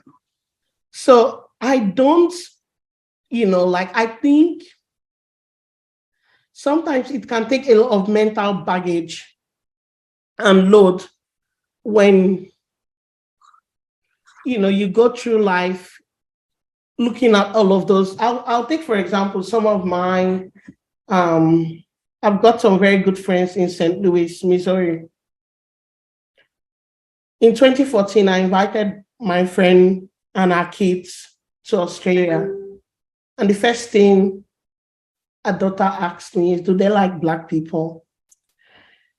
It really made me, it almost brought tears to and I told her, look, you don't have to care if they like you or not. The most important thing is, you know your worth, you know your relevance, and you just have to do what you need to do. Mm-hmm. I guess for me, I'm really, really passionate about people, and I love to see an equitable society. And that's the main reason why I do what I do. Going back to the statistics, I saw a problem. I saw that 56% of university qualified females in STEM in Australia are Australian women born overseas, which will be predominantly women of color or, women from CALD. Mm. But they experience over 4 times higher unemployment rates, which is very sad considering, when you turn on TV, it's almost like every day you keep hearing about the STEM skills shortage we have in Australia. And it makes me begin to wonder, do we really have a STEM skills shortage? Or do we have a lack of open-mindedness to actually absorb the people who can get the job done? Yeah. Last year, we had the Jobs and Skills Summit in Canberra. And again, there was a lot of emphasis on the STEM skills shortage. And it's interesting how our politicians pride themselves on how multicultural Australia is, which is true, except, of course, that doesn't reflect in certain areas of our society, in leadership, in STEM, in politics, in the key areas, And what I tell people is diversity is the new innovation. Yeah. If you have diverse pool of people in the community, it is very, very important for you to have those in leadership. Otherwise, you make decisions that are skewed. Yeah. Take, for example, the story of Nokia and Kodak. What happened? Their lack of innovation and their lack of, their inability to embrace the digital age at the time, eventually led to their downfall. And this age, we're in the age where people are migrating, people are moving, like the world is becoming a global village, a very small place. Maybe 30 years ago, none of us dreamt that we could have, a cell phone in our hands and we could be able to call someone at one end of the world. Today we have that. Yeah. If we are making it easy, so this is what's happening in Australia, right? I bet you and I challenge you, get into an Uber, have a chat with the Uber driver. You most likely find he's probably a software engineer or he's an IT professional, in his own country. Now, people come here on skilled migration in areas like aged care, disability, childcare, Uber, cleaning. We don't give them any restrictions. We say everyone can work as long as you have full work rights in Australia. Yeah. Now, when we go to professional spaces in engineering, in medicine, in healthcare, in nursing, we have all these restrictions where people can't apply their skills. So going back to your question about racism and discrimination, I guess it's there. I wouldn't deny that it's there. Look, I've had someone say to me, in my very first job in Australia, I had a teammate sitting next to me, and she went to this website that was obviously racist. And she said, what happens if you put your hand in a bag filled with black jelly beans? And then the joke goes, you'll get your wristwatch snatched. So I pretended like I wasn't, listening to what she was saying. And then a friend asked her and said, Tiffany, what does that mean? And she said, oh, it means that all black people are criminals. And I was sitting next to her. I paused. I took 5 minutes to really digest, what she had said. And then I looked at her and I told myself, which is one thing my dad, told me, that when you find the opportunity, you should use that. Channel your anger into use. Yeah. Our emotions are energies. And what do we know about energy? Physics says that energy can't be created nor destroyed, but it can be transformed. So every energy can be good. It depends on how we channel it. Think about a tsunami. There's a lot of hydropower in a tsunami, but it's all over, so you can't use it. But when you bring and convert that energy together and it hits a turbine, then what happens? It spins and then you generate electrical power, right? So I paused. I thought to myself, and I told myself, I'm not going to get angry because Tiffany is ignorant. What I'm going to do is educate her. So I called her aside and I told her, look, Tiffany, we are buddies. And I know that normally if I, went up to HR, you'll get into trouble for what you said, because I was the only black person, in the entire workplace. But I'm not going to do that. And then I took the time to really reorientate her mind, educate her. I was surprised the very next day, she came to work with this long, full scarf of, she had written this long letter of apology. And I told her, look, thank you for doing that. But to be honest, and then she was really shocked that I didn't pay her back in a bad sense or report her to HR or whatever. But after then, we became very good friends. And obviously, I think to a large extent, that really changed her outlook on how she viewed Black people. That was a sin that would have been disastrous, but I turned that to an opportunity to educate. So that's why I tell people from marginalized backgrounds, you might experience these things, but do you see it as an opportunity to educate people, or do you see it as an opportunity to continue the anger? Because, you know, we all have that tendency, and look, it doesn't lead anywhere, but it could also be an opportunity for good, depending on how we choose to handle the situation. Do you think there are stereotypes out there about African people? There are stereotypes everywhere about everyone. We all hold stereotypes. Yeah. And last year's International Women's Day, we talked about breaking the bias. And the truth is, look, we all have biases. Even within multicultural communities, there's still the bias. There's a lot of misconception as well, because unfortunately, bad news or fake news, as Donald Trump put it, you know, people love fake news, and people love things that help them to fall their stereotypes. So there are stereotypes. There are stereotypes about everyone, but it's really about us taking time to educate ourselves, to ask questions, ask relevant questions, and see each individual's contribution to the society rather than generalizing, you know.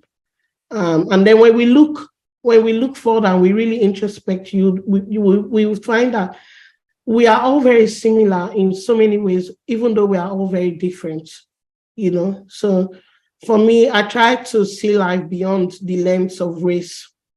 Mm. I like what you said before a bit about, you know, Australia gets multiculturalism, but they're still struggling a lot with diversity in different areas. But I also think they struggle with inclusion. And I think some organizations have moved from multiculturalism to diversity, but they still are not very good at inclusion yet. Yes.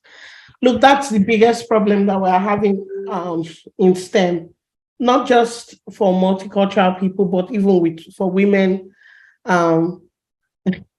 Some of the companies that I work with, they tell me that they've got attrition rates sometimes of up to 70%. You know what that means, AJ? They would employ 100 people knowing that 70 would leave before 1 year. Yeah. Now, these are like big multinational companies. And, you know, if you have that kind of system, you're spending a lot of money, you know, and it's almost like you're fetching water with a basket. Mm. And the reason is because there are several reasons. You see, businesses push hard for diversity, but they do not create places of inclusion. Yeah. As a result, people don't stay, especially women. You know, I'm talking from STEM because that's my play field. That's my expertise. Women, more so women of color, women from CALT backgrounds. They can't stay because, like you said, inclusion is the biggest problem. And inclusion is directly linked to retention. Yeah. People use the term diversity, equity, and inclusion. For us at iSTEM, we added another term to it, and we called it retention. Yeah. We actually launched a new platform called DARE, which stands for diversity, equity, inclusion, and retention. And our key message is this: we are saying to companies that we are daring you to dare. Yeah, I like that. And this is just, you know, our way of really improving retention. Because unfortunately, why are we seeing this problem? Why is this problem persisting? You see, some of the business leaders of big companies that are like the diversity and inclusion representatives, you know, they've never faced racism. They would never face discrimination. They don't know what bias is, which in some ways is okay, right? Not okay, but I mean, it can be okay. Now, if you are a business leader and you're heading that aspect of your business and you've never experienced these things, when you're a leader, essentially you're representing people with these experiences, right? If you have no lived experience of these issues, then it is very important for you to consult with the people who have experienced these things. In that way, you're better informed. Your thinking is a lot more informed, and you have a lot more awareness and knowledge to be able to tackle these issues and really support the people within your organizations that would. Because oftentimes what happens is when people face issues like bias, discrimination at work, these are very difficult conversations to have. We have to also appreciate that. But sometimes when you go to HR, you know what HR says? Go to EAP. Yeah, because you're the problem. Yeah. And the truth is, you're not having a mental breakdown like in any other area of your life. You're having a breakdown because of the conditions that has been created in your workplace. So that's why at ISTEM, this is really, really, and we are very big on solutions. One thing you must know about me, AJ, is if there is a problem, if I can't fix it, I don't speak about it. Yeah. If there is an issue around me, I try my best to fix it. And if I can't, I don't speak about it. And that's really, I guess, my way of giving back and, living for something beyond myself. And that's why I've chosen to tackle this. So one of the things that we really do, just to address, your question, one of the things that we do at ISTEM is we started there. So there has 6 unique features. The first one is anonymous recruitment. A lot of women of color, women from CAL background, one of the big problems why they can't even get employed. I'm not talking about staying employed now, because staying employed, it's an issue that is very common even among women in STEM. But even getting employed, this is the biggest barrier that women of color face. Are things like their names. Do you know people have to change their names to English names to get through the door? Yeah. So we have completely removed that. So what we did is, as a candidate, when you come to our platform and you create your profile, we've got a filtering tool that filters off your name, your biodata, like your name, your age, if your education was gotten outside Australia. So when an employer comes into the platform and they are looking for, say, software engineers, they can see your skills, they can see your qualification, but those elements that will make them discriminate you, we've completely removed them. That's the first step. Yeah. And why we did this is because for us to really see transformative change, not just change, but transformative change, we have to have disruptive mechanisms in place. And this is one of the ways we have chosen to disrupt the industry. The second one is ethical job posts. A lot of tech companies complain that women do not apply for their jobs. And it's because sometimes the language that they use to post jobs are not inclusive. So in our platform, we check that, you have inclusive language, your job posts are ethical, you've got the right policies in place, like parental leave and those sorts, to really promote retention and inclusivity. The other thing is we've got a standardized interview process and ensuring that the same methods are used to interview every candidate. And then, of course, we endorse employers that are doing it right. But we don't want employers that will simply come to our platform to buy the endorsement, because that's not what we want to see. So we have 2 separate categories of endorsement. The first one is a commitment badge. So when you come in, and you're committed to get more women into your organization, we say, oh yeah, this company, we endorse you for your commitment. But the other one is we look through your books and your record, your reports, to actually see what's the percentage of women that have been retained within your organization. And then we give you a tick. So women know that this is a company where they should be. So these are the ways in which we can really bring change and transformation to these issues.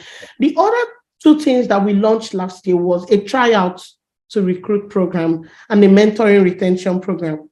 So the tryout, just as the name implies, is a 3-month, 6 months internship for companies to really try out candidates. And if they like them, after that period, they keep them. If you don't like, there is no obligation to hire.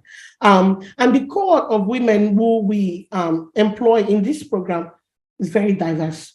From women who are recent graduates, to women who have taken a career break, wanting to come back into the industry, to women who have been in academia, wanting to gain some industry experience, or to women who are skilled overseas migrants. They've come in from overseas with a lot of qualification, with a lot of skills, but no one will give them an opportunity. We want to change that. And then we also then have our mentoring retention program. The mentoring retention program is really to drive and promote retention. So we work with your early career professionals that are women of color and women from CALD. And we have workshops that are tailored to really build their confidence, to really build their leadership skills within your organization and really ensure that they stay in your company. So these are some of the initiatives that we run in our business. They sound awesome. I wish you could remodel some of those and make them compulsory in most organizations. We could. It would be great to get, partnerships with the government, with, a lot of STEM organizations. We are very, very open to really changing that. And for us, we don't like to talk about problem all the time because it's a lot of energy. It saps and it drains energy out of you to talk about the problem all the time. I'm an engineer, and as engineers, we are very big on solutions. So let's address this rather than, talk about it. We've talked about it long enough. We've talked about the underrepresentation of women in STEM, the underrepresentation of people of color in these areas, women of color, women from CALD. Now let's fix it. So I'm all about fixing the problem. Yeah. Now I've got a question for you. Do you have any role models? Who do you look up to? That's a very interesting question. You said that. Last year, when I received the Women's Agenda Award for Emerging Leader in STEM, the theme was, you can't be what you can't see. During my speech, I told them, for some of us, unfortunately, we can't even see what we want to be. Because when we try to think, who is the person or who is the woman that looks like us that's, doing stuff, it's hard to see. But what I've come to do is to reimagine in my mind as a young girl, what would I like to see and try to be that to other people. That's not to say there are women that I do not admire. There are a couple of women that I do admire. I have a lot of respect for Dr. Rwangi Fernando, who is my co-founder. She's also the founder of STEM Sisters. Rwangi is just very empathetic. She's an authentic leader and, very passionate about women of color in STEM. I have a lot of admiration and respect for Dr. Margaret Evans-Gala. She's the co-founder of Women in STEM Australia. Maggie is one of those people that I would say, and Maggie, if you're listening to this, I'm serious, I always say that to you. She's not just interested in mentorship, but she's really, really interested in sponsorship. And there's a huge difference. Mentorship is telling someone, this is what you need to do to get where you need to go. But sponsorship is saying, look, this is what you need to do to get where you need to go. But I'm going to open some doors and I'm going to create room. I'm going to give you some leverage for you to stand on my shoulders, really standing on the shoulders of giants. So I really admire Maggie in that way. And from history, I admire a lot Marie Curie, the sciences, because she was ahead of her time. She obviously received 2 Nobel awards for chemistry, for physics. In fact, in history, she is the person that has no one has ever received 2 in 2 separate fields of science. So she's someone that I really, really, I resonate a lot with her journey. So there are so many other women that I hold in high esteem, but these are some women that I really admire. And of course, my late mom, my mother-in-law, we are best friends. And, these are women that I really admire. How do you define leadership? Authenticity. Vulnerability. You know, previously, we like to see leaders as you have to be all very tough, all very strong, and, you know, suit up, which is true, which is good. But for me, I have a lot of respect and admiration for leaders who are authentic. And what do I call authentic? Sometimes we have to also embrace vulnerability and understand that there's a lot of strength in vulnerability. Life exists in dual, the yin yang, you know, light as a wave, light as a particle. There's always two of everything. So the problem is this: if you see leadership only from this tough angle, there is no balance. And when there's no balance, it's going to crumble. Everything in life has to balance, you know, plus, minus, it has to balance. And that's where you really have stability. So for me, that's how I see leadership. You know, I admire leaders that obviously they inspire by strength, by, you know, being, because of course, the people who you're leading has to be able to see that, right?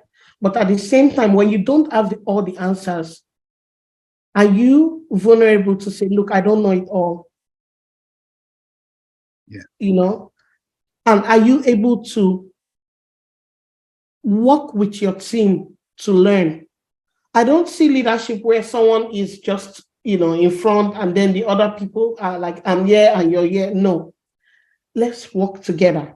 Let's partner. Let's bring all ideas on board. And then it's not about my idea or your idea. So the leader is really that person who can bring all those ideas together, filter, and see what's the best idea for the group, not what is my idea or your idea. And that's how I see leadership. And that's the kind of leader that every day I aspire to be. Would you classify yourself as a leader? Yes, I am. I am a leader because everything that I do is really at the heart of making life. Look, I want to have a legacy where when people think about the name Dr. Molly Mills, they're able to say, yes, oh, that woman, she really changed how workplaces operate.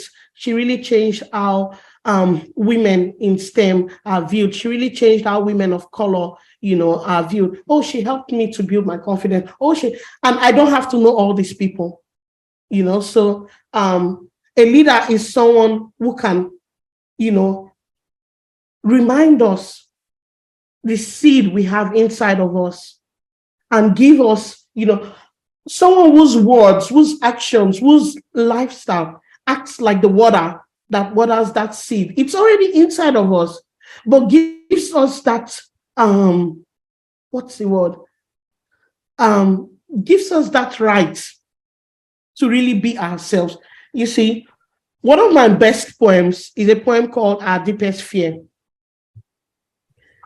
It was recited by Nelson Mandela during his inauguration speech. Yeah. But it was originally written by a poet called Marianne Williamson. And it goes and it says, our deepest fear is not that we are incapable. Our deepest fear is that we are powerful beyond measure. That it's our light and not our darkness that most frightens us. And then it goes on, and it says, when we allow our lights to shine, we subconsciously give others to do same. That's who a leader is. That's who a leader is in my definition. So do I do that? Do I live that? To the best of my knowledge and my ability, I do. And so, yes, I do see myself as a leader. Besides, of course, all of the boards, memberships, and everything that I do, my legacy is really to aspire young girls to be whatever they desire to be without any limitations or restrictions. regardless of their background, ethnicity, race, or wherever they come from, regardless of anything. Just if you can dream it, you can be it. Yeah. What is that the advice you would give young women? That's it. The advice I'll give young women also is, don't give up at the very first chance of opposition or difficulty. You know, you have to understand that life in itself is a journey, and little drops of water make an ocean. Yeah. So one thing is, just like a baby, when the baby wants to learn to walk, the baby would crawl, fall. So don't feel bad. The times that you failed, look, failure is only a part of the process. Like I said earlier at the beginning, in life, I go by, this is my mantra, yes, no, maybe. And they're all very good answers. Yeah. Right? Yes, it's maybe what you want to hear. No, just keep at it. You most likely get a yes. Or change direction. Yeah. Look elsewhere. Maybe you have to walk a little bit, fine-tune things, and then you could get a yes. So, you know, my advice to young girls is, if you can, visualize your dream, write it somewhere, stick it on your mirror, stick it where you can see it. I'll show you stuff. So in my office, I've got these 3 girls. Yeah. Cool. Oh my God. Cute. I see them every day. Yeah. Right? And they remind me that, look, this is who I am, not who someone else defines me to be. And I'll show you one. That one is the most important one to me. So this was gotten from a Happy Meal. And when I saw it, I told my boys, I'm stealing this from you. Yeah. Yeah. And I call this my mini avatar. Yeah. This girl helped me to finish my PhD when I was grieving the loss of my mom and 2 late sisters, raising kids. And it was just so incredibly difficult. Trust me, even my colleagues that are men, some of them couldn't hold, jobs while doing that PhD. It's a very difficult journey. And that's not to say I'm a superwoman, even though I, yep, tend to, have this superwoman, Wonder Woman. But every single day when I saw the grit, the determination on the face of this cartoon, it reminded me of what I should be. And so I've held on to this since 2019. Wow. I think I'll hold on to it till the day I close my eyes. Because then every single day it would remind me of where I need to be. Yeah. So that's my advice to young girls. Yeah. You should have a vision board. If you can see it, you can be it. Don't just imagine it in your mind. Have a picture of where you want to be. Have a roadmap. Have mentors. Very, very important. Yeah. Reach out to women who have done it and say, hey, would you be happy to mentor me? I have a couple of young girls like that. One young girl, which really warms my heart. So she's gotten an offer to study biomedical science at the University of Melbourne now. But look, she told me, she said, oh, I really wanted to study engineering, but in year 10, my physics teacher said to me that I shouldn't be the best in physics because I'm a girl in Australia. This is like 2020. Yeah. So I told her, no, you don't let anyone to define who you should be. Unfortunately for her, she would be the first to attend university in her family. So her parents, So I told her, look, you can be the first of, you can be anything you want to be. And, she went in the spirit of that, applied for scholarships and, she got in. And now, she's living her dream. I'm very confident of the leader that she will become. So yeah, reach out to people that can help your journey. They can only say yes, no, maybe. Yeah. I got two final questions. Yeah. The next question I've got is, what's something you don't normally tell someone about yourself?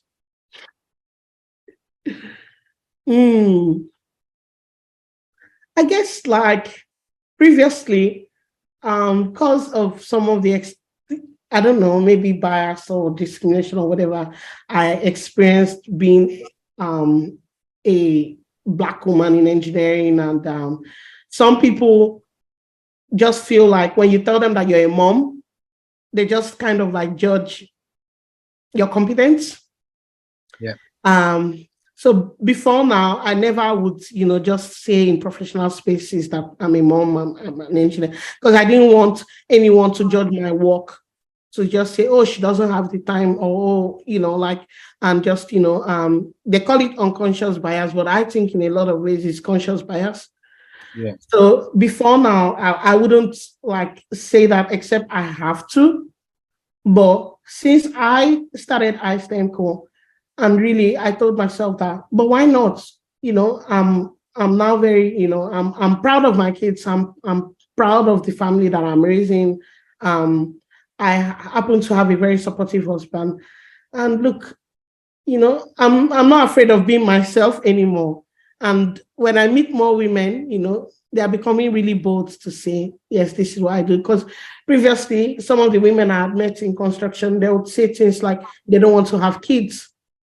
And when you really dig deep, it's not because they don't want to, it's just because they're afraid that if they did, then they will lose their jobs, then they wouldn't be able to come back to industry, because it's almost like a punishment when you have kids. So yes, that's something that, and I never used to say to everyone, but very open to share now about my journey as a mom in STEM. Yeah. And the last question I've got is that what would you like listeners to walk away with today? Think about the legacy that you want to leave. We're all living on borrowed time on earth. It's interesting, like, how you hear life is a gift? For me, I really take it literally, because I've lost 3 people, my mom, my 2 sisters. So for me, life is really a gift. And every single day, I don't want to waste that gift. And that's why I work with so much urgency to do what I need to do, because I know that not everyone has the opportunity to do that. So for people listening today, if you've had a very tough time, you've had a hard time, think about me, right? And just draw some strength and draw some confidence and encouragement from my journey. And look, that's not where the story ends. I've got a really great friend and speaker on, Abby, who is going to talk to us a little bit about her life. So, hi, Abby. Hi, hey, Jay. How are you? Good. How are you? I'm so glad we could catch up. Thank you. Thanks for having me on this podcast. I really, really appreciate it. And it's good to catch up once again. I know. We haven't seen each other for a few months. I know. But I've been seeing all the great things that you do on LinkedIn. So, yeah. Thank you. Well, I'm here to talk a little bit about some of the stuff that you've been doing. So, okay. Just before we do start, do you want to just tell all our listeners who you are, where you're from? My name is Abiola Akimbi. Majority of people call me Abby. I'm from African descent and originally from Nigeria. And I'm a mom, a loving wife, a caring daughter. I call myself a mompreneur because I'm actually an entrepreneur as well. I'm a health professional. I'm into nursing and education. And I'm a community advocate as well. work so much in the community, just advocating for others and people that look like me. And yeah, so I wear so many hats in my little space. And yeah, I believe that's who I am. And there's more to come. I'm just discovering myself. So when the list goes on, I'll let you know. I know. Do you have one of those business cards that fold out now? No, unfortunately. I just keep it simple as myself. My name and my phone number. And any other thing you can take anything out from it. So one of your first qualifications was as nursing. No, my first qualification actually was Bachelor of Pure and Applied Mathematics. Oh, cool. So I had my first degree ever was Pure and Applied Mathematics. So when I came here, I was so much into IT because there was this future about IT when I came 21 or 20 years ago. And I did my postgraduate diploma in information system. Then I did my master's in information system technology. And I was really into it. But then I was working in an aged care facility at that time as a carer. And I loved it. So I was in between because I couldn't get a full-time job then because I had to go to school, was a full-time study. And I kind of asked all the nurses in there mainly because I didn't have the opportunity of growing up with my grandmother. My grandmother died when I was really small. And I was working in that aged care. I see how they look after people. And I was like, let me see. I might actually like to do this work. And because they always have a nurse. And there's an hierarchy where you work. And I asked the nurse, she was like, you could do Bachelor of Nursing. And I was thinking about PhD then to do my PhD in health informatics. And I went to Victoria University. It was so funny because I was about 7 months pregnant. And the lady looked at me and said, you want to study? I'm like, yeah. And yes, and then I went there mainly because I wanted to do what they called enrolled nurse. There was a certificate in nursing. It wasn't called Diploma of Nursing then. Yeah. And then she said, have you got any qualification? And I said, yes, because my IT degree was done in Australia at CQ University. Yeah. And then she had a look. She was like, why do you want to do a certificate for? We've got a program called graduate entry. It's a Bachelor of Nursing, and then you start from year 2. Which is the second year. I was like so excited. I'm like, a whole 1 year off my curriculum. Let's do it. Bring it up. And then she was like, but I'm not sure whether you can do it because of your condition. And there's a 3-month bridging course. And if you pass, then you go into that graduate entry program. But if you don't pass, then you don't get in there. And I remember coming home and I was just thinking, I think I can do this. I was a little bit sick with the pregnancy. I've got hyperemesis gravidarium. And I was just like, I think so. I psyched myself up because I was thinking about the benefits of going to the second year. And because I did science in my high school before, because I did science, biology, chemistry and stuff. So I could relate with some of the materials. And that was how, did the bridging course, passed and find myself in second year of nursing. And that's how my nursing journey started. Oh, wow. So you finished your nursing degree at VU? VU, yes, Victoria University. And I need to let the listeners know that you also won the People's Choice Award for 2022? 21. You were the 2022 winner, AJ.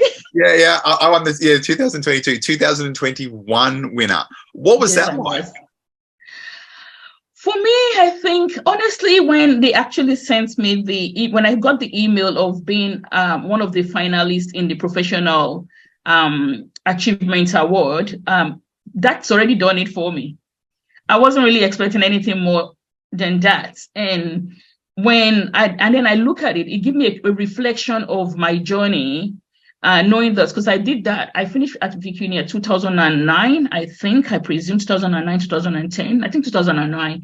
And for me, I was just thinking about the journey of how I started and what I've done after that time, which is probably almost a 10 years interval between when I finished and when I got the award, almost more than 10 years. And I remember the pain of the struggle, the resilience that when I first started, to be honest, I didn't really like it. I didn't have a choice. I was in the exploitative stage. You come to a new country, you're trying to find your grind, you're trying to get a better job. Where's the better job? Is in health. I'm conflicted. I've got to go do a PhD. Now I'm in my class, pregnant with year 12 students. So when I got that, that email about, you're one of the finalists and someone nominated you and, you've actually crossed to this path, it's brought me so much joy in the sense that not just for myself, but for all the journey that I've passed through and people that are passing through the same journey as me, especially because when you work in aged care at that time, it wasn't really something that is prestigious. It wasn't a job that you're proud that you're doing, especially when you've got all those degrees, which there are so many people in my shoes around that time, even up to now, that are working in the field that doesn't belong to them. But knowing that there's always a light at the end of the tunnel, knowing that even in that journey, what you do after all those time can be recognized and can be seen as something that is worthy of an award. So, and when the award part comes in, once I told my friends about, I'm a finalist, they were so excited. And I said, there's a part of voting.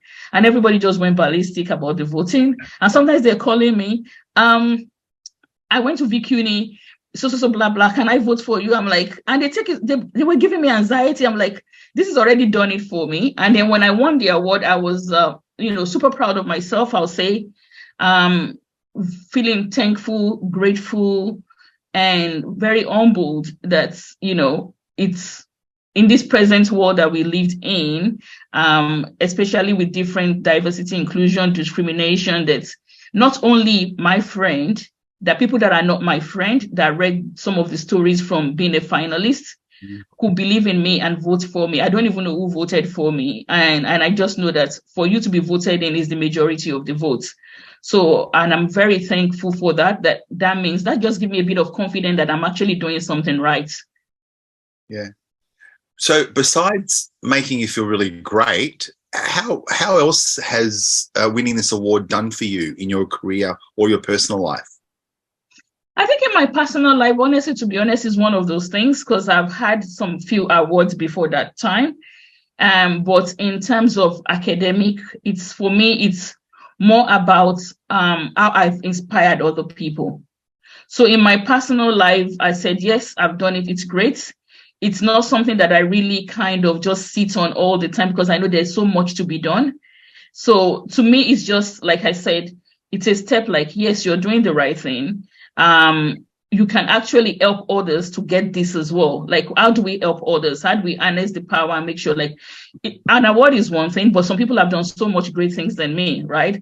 I wouldn't probably say I'm fortunate because someone always say you have to appreciate the work that you've done as well. So I was happy to receive the award, but for me, it's actually give me a bit of more, I would like to say, energy to keep going and to keep inspiring others. So for me, that award is about inspiration for others in terms of academic career, to make sure that whatever you find yourself at the moment. So it gives me the confidence to talk to people because you're in the light where people have seen what you've achieved and people will come to you to ask that question. So in my personal life, it gives me lots of opportunity to tell my story. If I don't get that award, I won't be here, isn't it?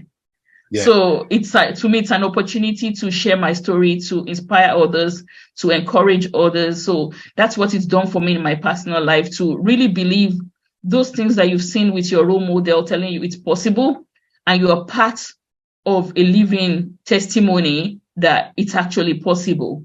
So for me, it's a two-way thing. It's something that I'm happy about, that I appreciate. And it's another thing to say, look, this is just the beginning of another journey for me and for others. Yeah. Thanks for that. Do you actually have any role models yourself that you look up to? Yes, I do. And role modeling can be very dangerous, to be honest. Yeah. I have a couple of them. And I always said a couple. I'm not a kind of, I have a couple. I'm still adding to the list, and I try not to 100%, imitate someone. So from all my role model, I always have a bit bits and pieces of everyone. So for me, Oprah Winfrey is one of them, because for me, I can see the struggle. And she inspires me, even though I haven't met her personally. It's just something that gives me hope. And when I listen to her, there's some elements of my journey that I can relate with. And there's so many things I can use from what she says. And I'm like I always say, everybody has their own light and their own spirit. So even though you have a role model, you should be able to make sure that you live your own life as well, but live in terms of their values, their morals, and see if it's aligned with yours. Because sometimes it does. People do change. I do have a role model before. I'm not going to mention the name that used to be my role model, and I just crossed the person off the list.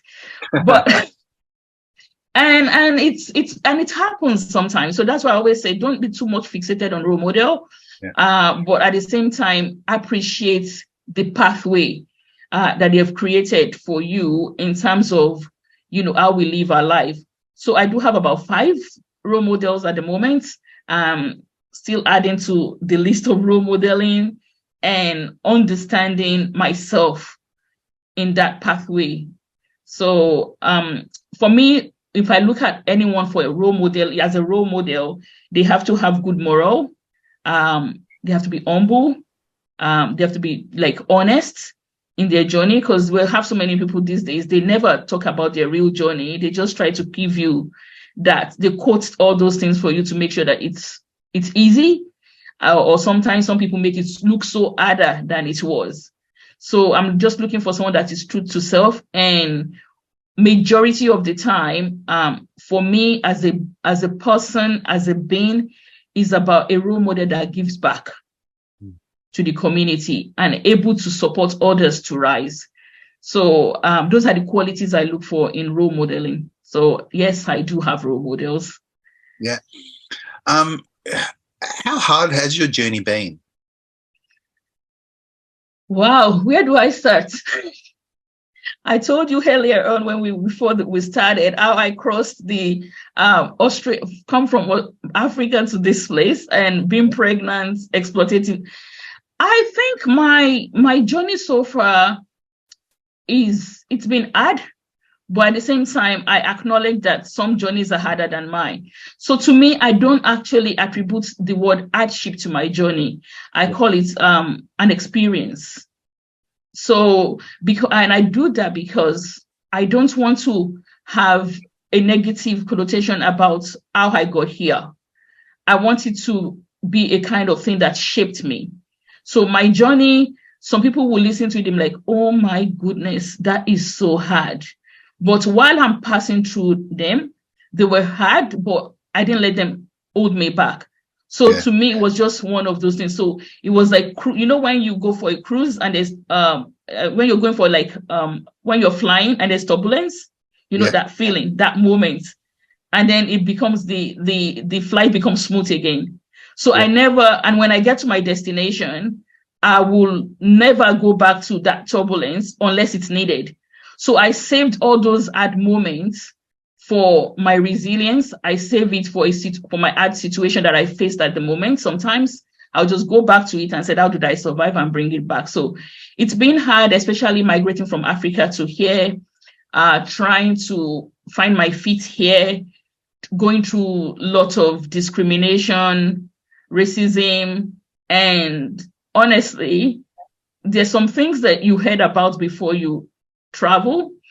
And when you get to that space, it's a different story entirely. You think you've got tough skin to handle them, but when it comes straight to your face, it's just, especially from, a Western world where you're thinking you're going for a greener pasture, and you realize it wasn't even as green as what you thought.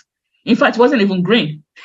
Let me even use that word, because it depends on how people migrated here. I came here as a skilled migrant to Australia, and my expectation was high because, like I mentioned to you, when I came here, I already had a bachelor degree in pure and applied mathematics, and it was an honorary degree for 5 years. So I was expecting, I don't have that barrier of English barrier, because English is the lingua franca in Nigeria. That's the official language. I do not have that barrier of, oh, you didn't go to school, you're not educated. I didn't have that degree. I have a little bit, but not that much, of adapting into the new country. And I was just thinking, those are the things that up to now people still say it's a barrier. People capitalize on it, especially with migrant and refugee community. And, I'm not even going to go there. It's even sad that up to this moment, we're still talking about those barriers. But for me, I was thinking I've already escaped some of them, that I shouldn't I shouldn't be like being treated like some people that still have that barriers. That was my own mentality then, that at least to some extent, I think I've, navigate this barrier. I have a certificate. Let me go get a job. And then the reality set in for 3, 4, 5 months. And a friend of mine saw me and said, what kind of job are you applying for? And she said to me, no, you have to go for the low job, like cleaner, like, and which to me, from where I come from, was, it was a job that was given to people that didn't go to school, like a non-skill, like, people from the village. And coming here as an educated African woman, you're thinking you should have a pedestal or a kind of step to step on. And the way people talk to you, even sometimes people mock your accent when you're trying to talk to them. And it was just, to me, I won't call it ridiculous, but it was just, it was strange.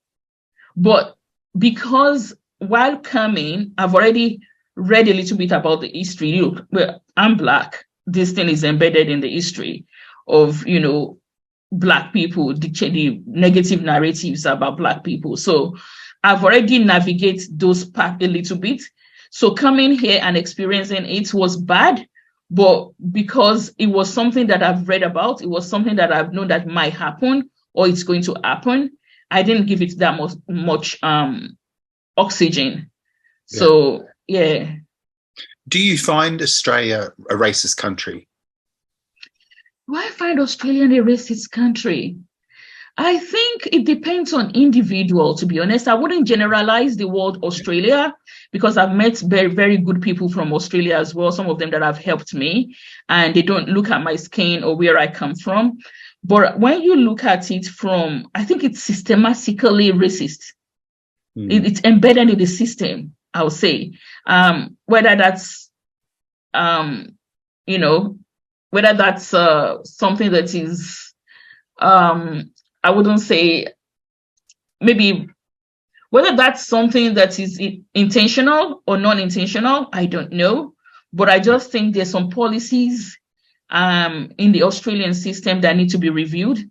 There's some embedded corporate laws and, regulations that I think has a racist aspect to it. So I wouldn't generalize and said Australia is a racist country, because look, like you said, I've come here, I went to school here, I've got an award here. There's always a two line to a story. So there's a flourishing part and there's that add part where what it takes you to flourish. Would it have been different from another Western country? I don't think so. I think, being Black and having that discrimination against Black people in majority of the countries in the whole world, and I can say that, with confidence that I wouldn't think it's going to be different from in any other country. When you first got to Australia, what was one of the hardest things to get used to, or things that you go, oh my God, this is way so different? The food. Oh my goodness, I was traumatized for 3 weeks. The food, because there's like when in my country, there's a particular food that you eat and you think is the Western world food. I'm like, oh, there's rice, there's plantain. So there's some food that are indigenous food back home that you eat with your hand, and there's a way you eat it. Those are the real proper traditional food. And there's some food you go to the restaurants, fancy restaurant back home. So you're expecting those fancy restaurant food are the what they eat in the Western world, right? Yeah. So I got here and the first thing I was expecting to see, I was thinking rice is a common thing. Who doesn't eat rice? So to me, it was like, it should be in any restaurant. walk into this charcoal chicken, and before I even get the charcoal chicken shop, I was looking everywhere. Where's rice? I'm like, then I left the place, went to another place. There was no rice, and I'm like, looking onto some people's menu because I was living in a motel then, and I'm like, there's only one rice, and then they gave me the rice. I said rice and chicken. So this lady brought the rice and a chicken separately. So the first thing I'm asking for was, where's the stew?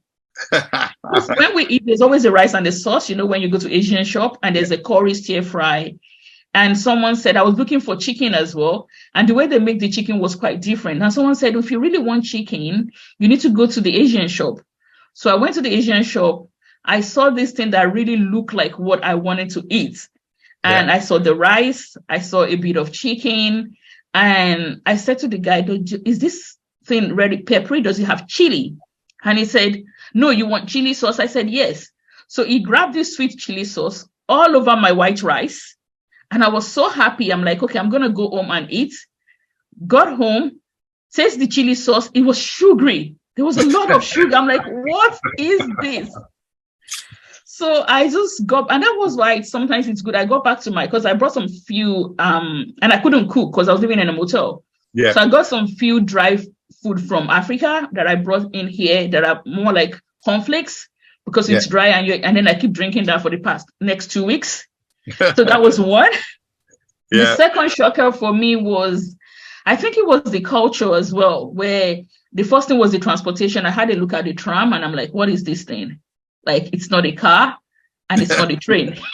Yeah. And I always got lost in that tram. Up till now, I still got lost in tram because to me, they look as if they're going straight, but they just, so I don't even, up till now, I'm like, tram, what stop? And the other thing is the culture where people will see you, and back home in Africa, you say hello, hi to everyone. People will say hi to you, but people are just so busy here. And when you come to approach them for something, it feels strange to them. Some people they don't want to talk to you. Yeah. And I think the most shocker for me was realizing that people that live in a particular neighborhood does not even know the name of their next street. So that time was the time of Melway. So I just got a job as a carer looking for direction, and I got lost. You know how you flip from page 36 in the Melway to page 46? You're trying to join together. It's good I have a good grade in geography. I think I would have been lost in Australia. And then I'll stop someone on the way and ask them, look, I'm in the neighborhood already, looking for that aged kid or nursing home or my friend's house. And they said, I don't know. And I'm like, do you live around here? They're like, yes. So how come you don't know? I said, oh, do you have a Melway? I'm like, yes. They'll check the Melway. So to me, people's sense of direction, especially where you live. In Africa, if you ask me about the 10th or the 15th street, maybe because I walk around, I know them. I know who lives there. I know the name. So to me, it was just that detachment from your environment, from the people that live next to you. And my neighbor for almost 6-7 months, we never say anything to each other. And sometimes I was just like trying to be friendly. So to me, that was a bit of a shock as well. And coming here knowing that as a skilled migrant, that the job is not actually as available as people say. It's not even, the journey is not that rosy, whereby people said, oh, it's not that smooth. Because the expectation was once you move to the Western world, then your life will become better. But then you have to work for it. Yeah. So I wasn't expecting to work 3, 4, 5, 6 times harder to get to where I am at the moment. So to me, it was a shock, but life goes on. Do you go home often? Do you actually go back to Africa often? Not really. Yeah. Probably I think I've been back about 3 or 4 times in my 20 years of being here. It's a long, I told you earlier, it's a long journey. One, I had this flight phobia. Yeah. I have the fear of flying. And if it's 3 hours, yes. But by the time I started sitting down, thinking about the first 18 hours flight, 6 hours flight, I already lost interest. And I think technology has really done it for me, because with technology, like I can call my mom. I could call my brothers, my sisters. I can see them, even before we start having Zoom. There's something called all these FaceTime, Yahoo Messenger then that we used to use. Yeah. So I think that kind of softened that, the sense of missing home, and you could go to the internet and still watch what is happening. So internet kind of bridged the gap of really, really missing home for me. Yeah. So last time you did go home, did home change at all since you left 20 years ago? Yes, a lot. I went, I think, was it 4 or 5 years ago? And it's actually great that you asked that question, because I'm just going to diverse a little bit. That when you're here, you're not well accepted to be like an African Australian. Once you move back home, you're not even expected to be an African, because you've got a bit of, maybe Western world way of thinking. So you're not really even fully accepted as a person who is 100% Africa when you go home. So they'll know that you're Africa, but when you're talking, they're like, oh my God, why are you thinking this way? So your thinking has changed. So when I go home, when I went home 4 years ago, the demographic have changed.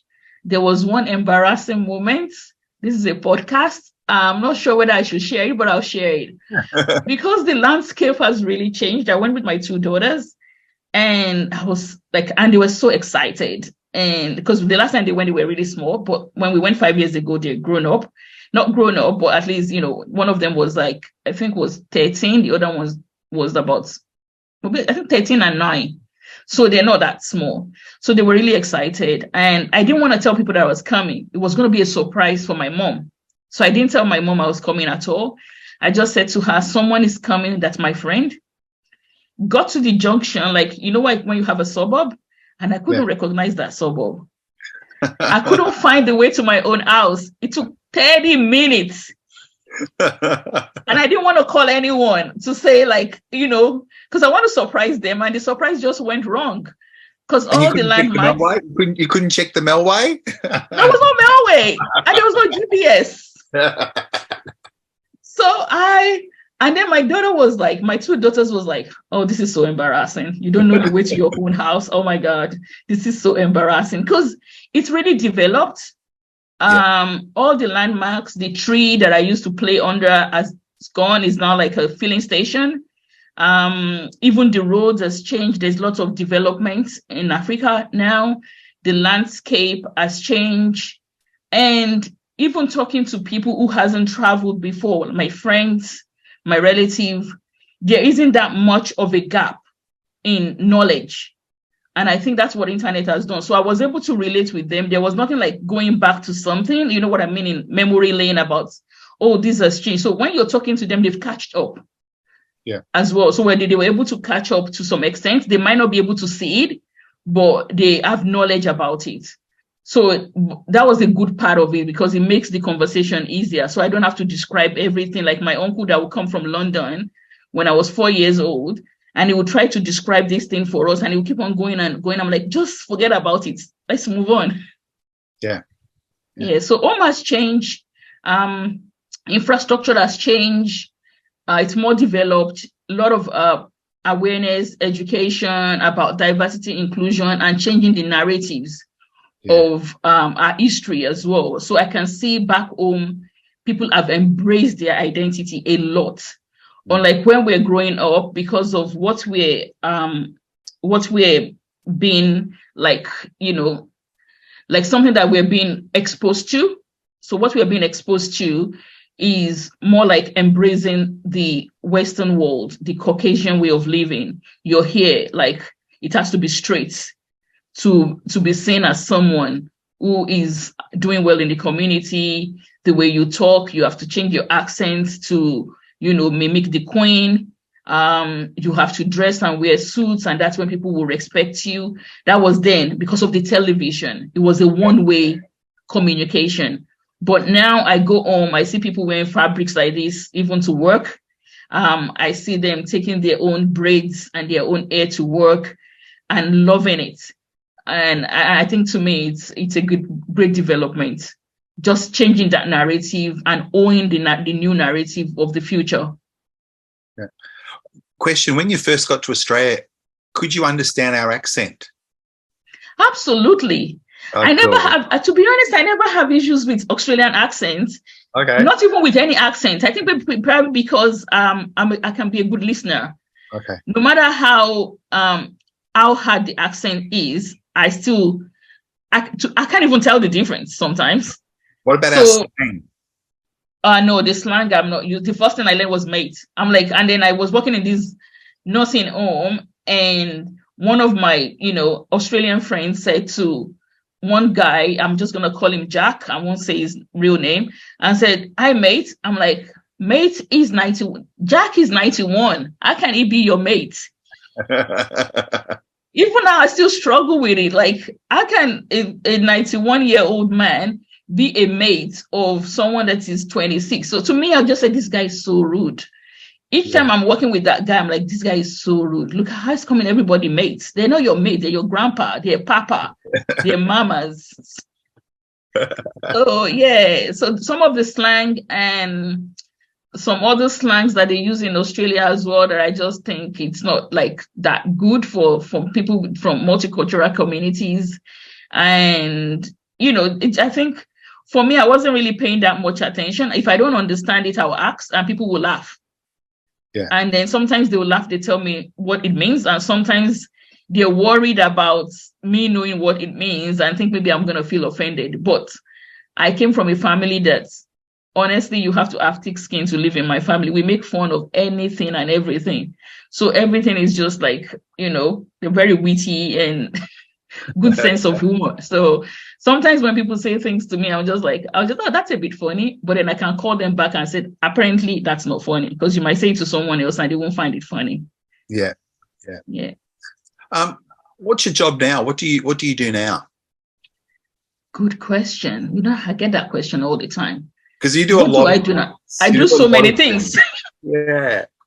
So I narrow it down. My job now is I work as a clinical manager. I was as a manager at a specialist mental health clinic, and I run an event planning business as well, together with a clothing line, a new clothing line, about African clothing line, like the one I'm wearing at the moment. And also one of the commissioners at the Victoria Multicultural Commission, and I sit on the board of Ethnic Community Council of Victoria, but that's not really a job. That's more like an advocacy, organization. So, yeah. So what? So I know you're really passionate in mental health. Mm-hmm. What made you interested in mental health? Okay, mental health wasn't love at first sight. Yeah. It was something that actually finished a graduate diploma in graduate certificate in mental health last year, because I just felt that since the landscape changed. I think I was when I finished my studies, I was trying to explore, do I want to go into mental health nursing or do I want to be a surgical nurse? And I think that was when I was doing for there's what they call the grad year, when you do the grad year. So I was looking for a grad year that will offer me 50-50 experience in both mental health and general nursing. But unfortunately, I didn't get that one. I get the one for general nursing. So when I finished my nursing, I had a placement. No, yes, it was a clinical placement. Yeah. I haven't finished the nursing then. It was a clinical placement at the mental health ward. It was a mother-baby unit. And I just had a baby then. Remember, I was pregnant when I started.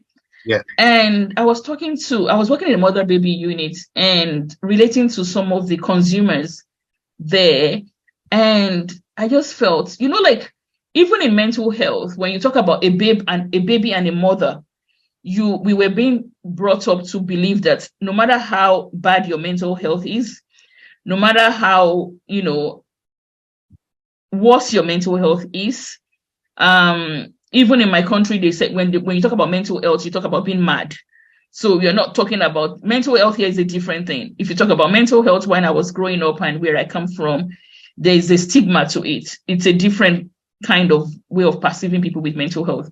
So working in that mother-baby unit and seeing the detachment between mothers and their babies, and I couldn't comprehend it. I was like, this is your baby. How can you not love the baby? How can you not want to be with the baby? And sometimes they're looking at the baby is crying.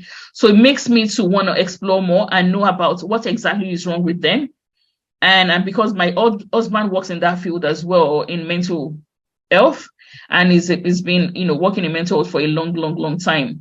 So for me, it's just about understanding what exactly is going on and how can we help, rather than, because I just realized for me it's a part of a guilt feeling as well, because going back to some of my friends back home and the way they behave and how they act, we just kind of label them as bad people. Nobody wants to talk to them.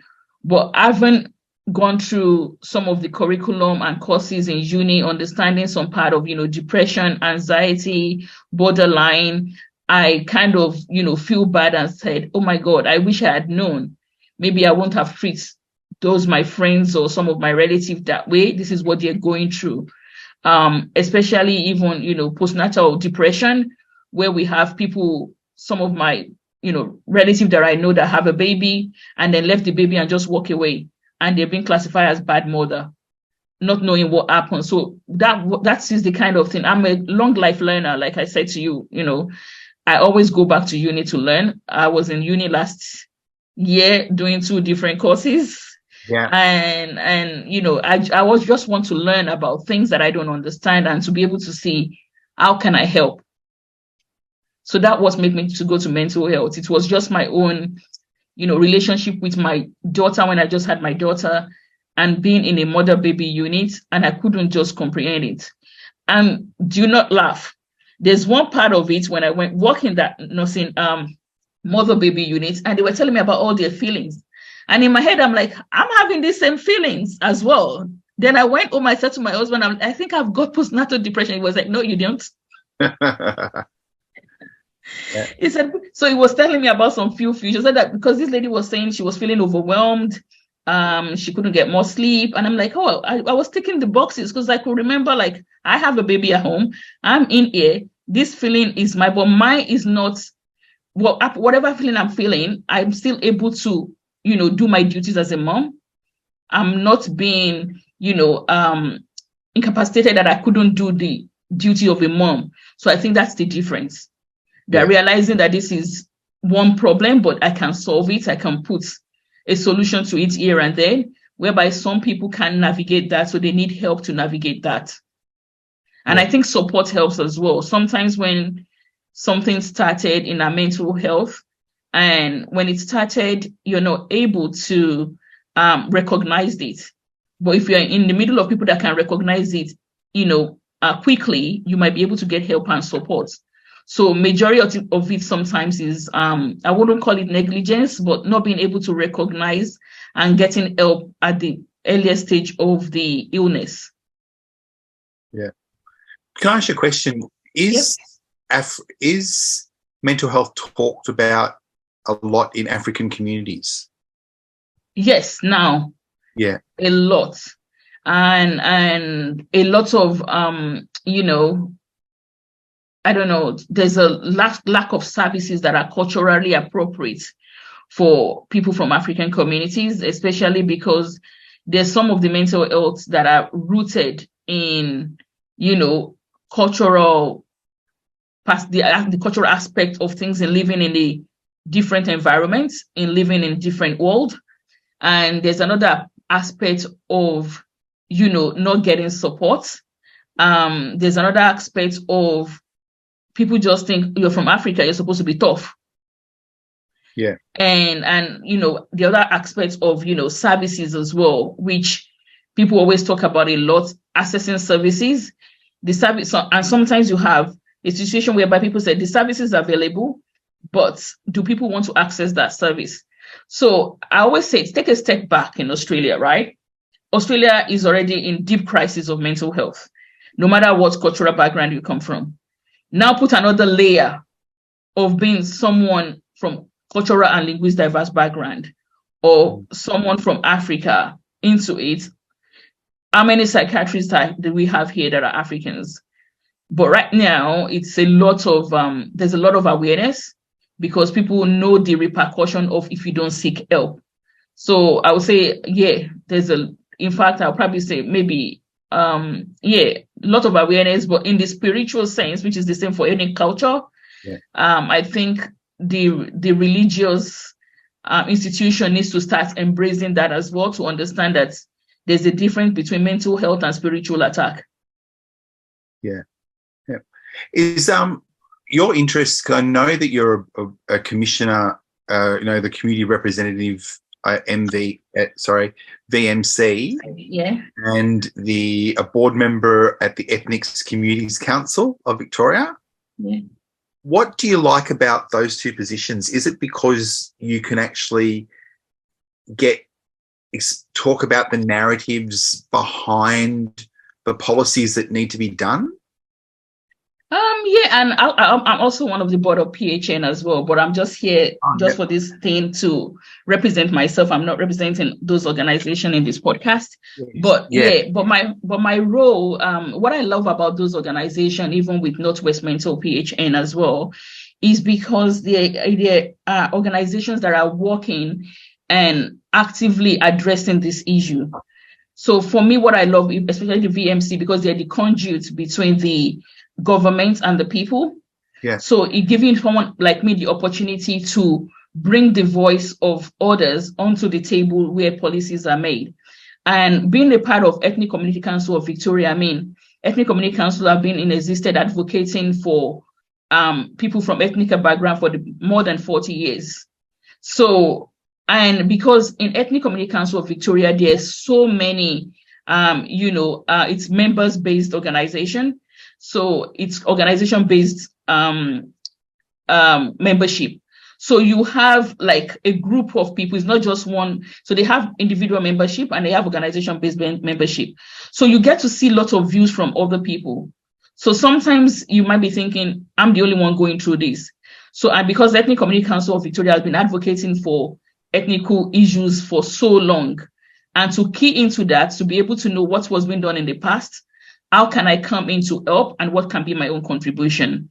And even in the public health network, the Northwestern Public Health Network is about some people that are, addressing the health issues of everyone, irrespective of who they are.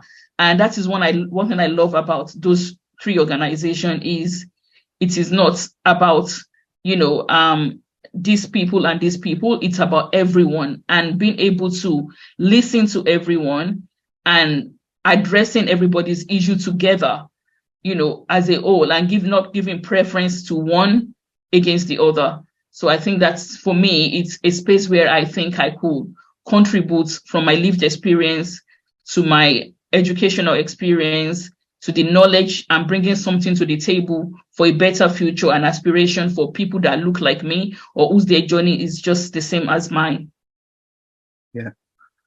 And you also founded, is it Changepreneurs? Yeah. Yes. What prompted you to do that? So Changepreneurs started like a more of a passion project for me. It started like, for me, it wasn't like when we're talking about like role modeling. It started with just some few phone calls and text message from some people saying, "Oh, can you be Auntie Abby? Can you please be my mentor?" And that was almost 8-9 years ago. And it's something that I've always wanted to do, to make sure that when I came to Australia, and it was a long journey to get to where I am. It was hard. It wasn't something that was simple, but I take it as a challenge. So for me, I have a talk with those people when they called me, and I sat down with them, some of them one by one, about 3 or 4. I started with just 4 young ladies. And some of them were born here. Majority of them grew up here. They came here when they were really small. And after talking to them, I've realized they were facing the same issues that I was facing when I first came here. That was so wrong. I'm like, how can you face the same thing? Like, you were born here, you schooled here, you were raised here. Some of them have never even been to Africa. Some of them came from when they were 3-4 years old. So to me, it's kind of put a burden in my heart, like, no, you can't have the same rough journey that I have, because we need a generation that can change the future and change the narratives. So for me, it was about, okay, fine, let's work together. So mentoring those young girls, and I could see a success I could see a lot of success in them within 3 or 4 years of working with them. And then we'll start growing, from 3 becomes 5, 5 becomes 8, 8 becomes 10, 12, and it just go on from there. And when we share that story, and when I come together and share the aspiration, the vision with them, everybody key into it. And from that moment up to now, knowing that the stories behind it is just success. And it just taught me like the power of support and having a mentor that can guide you, which is when I first came here, I don't have that. Yeah. So to me, is to make sure that their journey is never as long as mine. The journey is not as rough as mine. And the main reason for that is to make sure that they are well equipped for what is coming in the future. So you don't, and that is sometimes when, even in Africa, that's why the race is so slow, because we've been embedded in so much negative narratives and there's not much support. Everybody's been using a lot of African issues for their own individual advantage. Yeah. And to be able to equip the next generation that can stand, hand in hand with any kind of race, any community, and be well equipped to talk about it, and to be able to have equal opportunity for a job, to be able to tell them what is required to get this job and make sure they're equipped for it. Equal opportunity to entrepreneurship, to different things, to just being themselves. Because, like Nelson Mandela used to say, like, of what issue is it when you cannot live a life that is of your own potentials? You know what I mean? Like there's no passion in playing small and settle for something that you're less capable of achieving. Yeah. So to me, it's about letting them know that they are not defined by their color. They're not defined by their history, but they come like a unique person, and they've got everything to offer this world to make the world a better place and to thrive. So for me, it's about, encouraging them, mentoring them to thrive, and to thrive beyond what they even think they can be. Yeah. Do you see the success stories? All the time. We got one last week. One of my mentees just got appointed onto a board in her 20s. And we have some of them that has I'll probably say about 4 or 5 over a period of 3-4 years with an ATAR score of over 90, high 90s. Yeah. I've got someone who doesn't have, confidence in speaking in the public and now ready to, take the world. I've seen someone who feels as if they can't do nursing and now they're almost finishing their Bachelor of Nursing. So we've got people who've changed careers who are not even afraid of changing their career. So we've got entrepreneurs who are, working towards different kind of, a kind of business that is environmental friendly. Yeah. So to me, it's just, it's not that mentorship for me is not like a one-way stream. I've learned from them as well, and they've shaped me, and the success story just keep me going. Yeah. Yeah. What's one or two stereotypes that you would like to break with the Australian public about African people? Oh, 1 or 2. I was thinking you're going to give me a chance to say 10 or 15. I'm just joking. We'll roll it on to the next episode. No, I'm just joking. I think the first thing about African people is to understand that African people are intelligent. They're not dumb.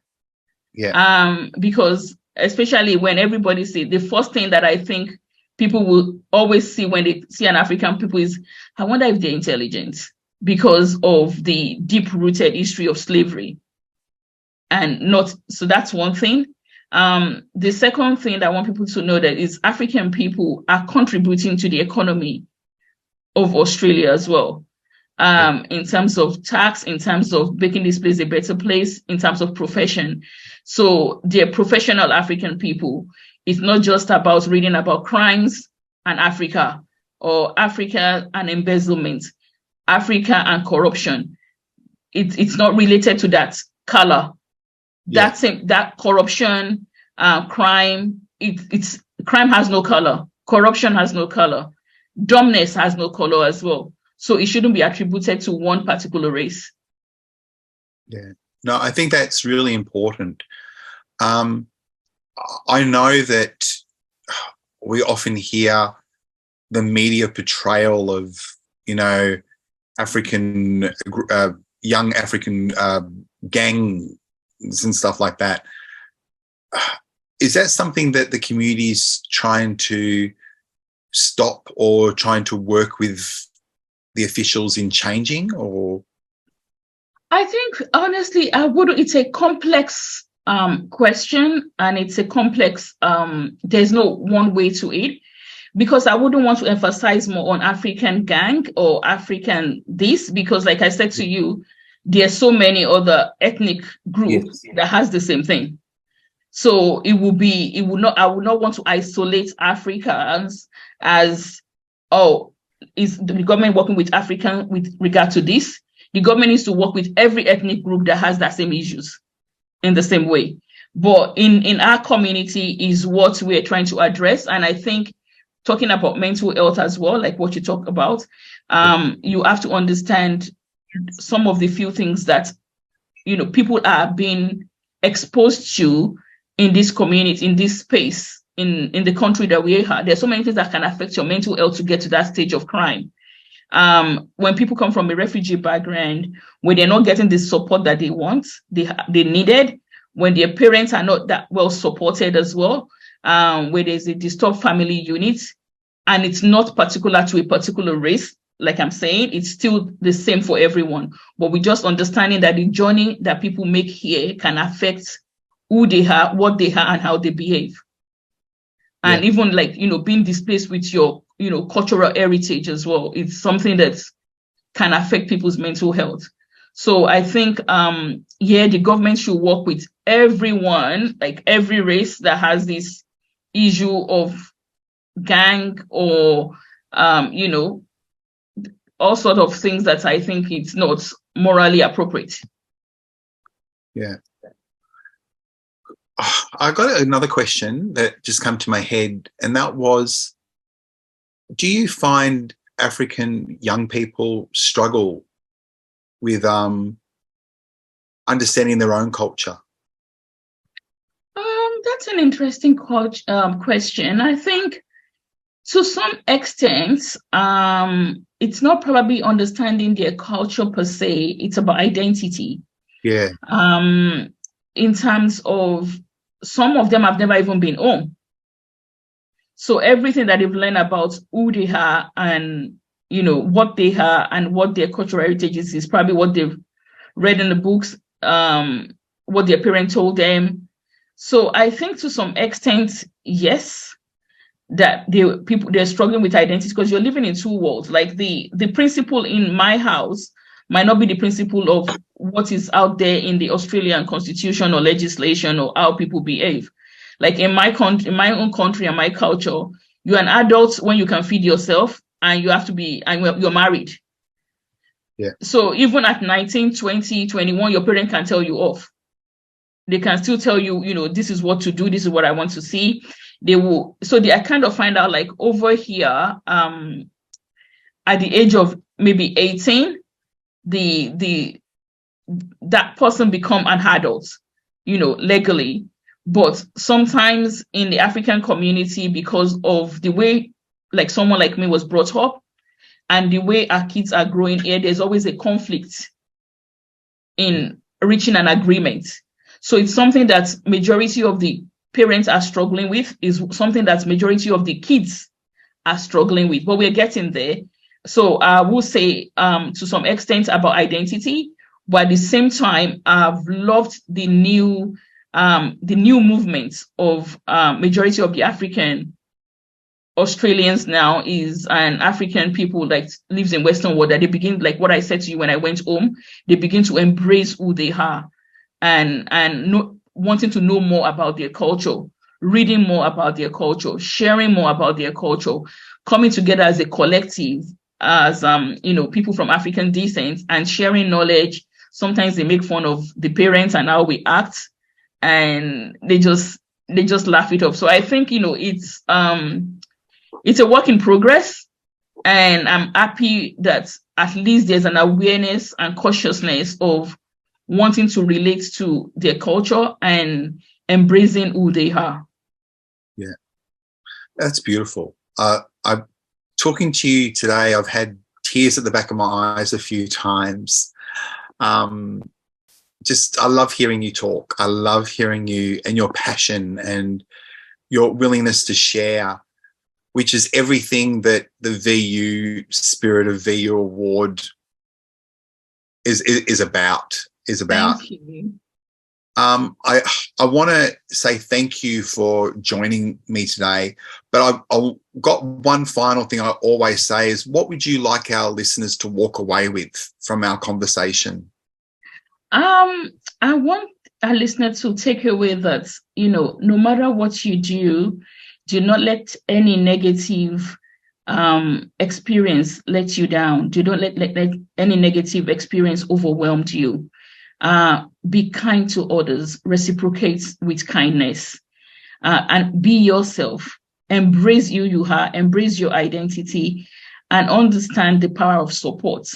That needing support is not weakness.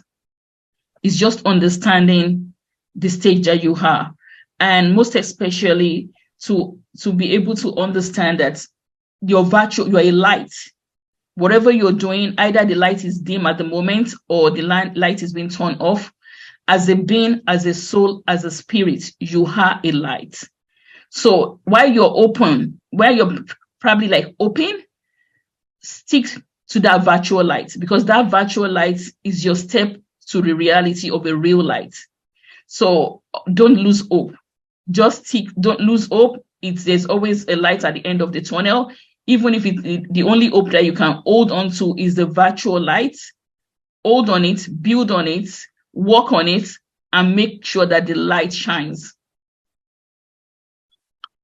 That's beautiful. That's I've got teary again. Look, I want to thank you, Abby, for joining us. And guys, listen out for the next podcast. And please, I just want to say thank you to Abby. So thanks, Abby. Thanks, AJ, for having me. I really appreciate it. Cool. Guys, I'll see you at the next podcast. Bye-bye. Thanks, everyone. Thank you.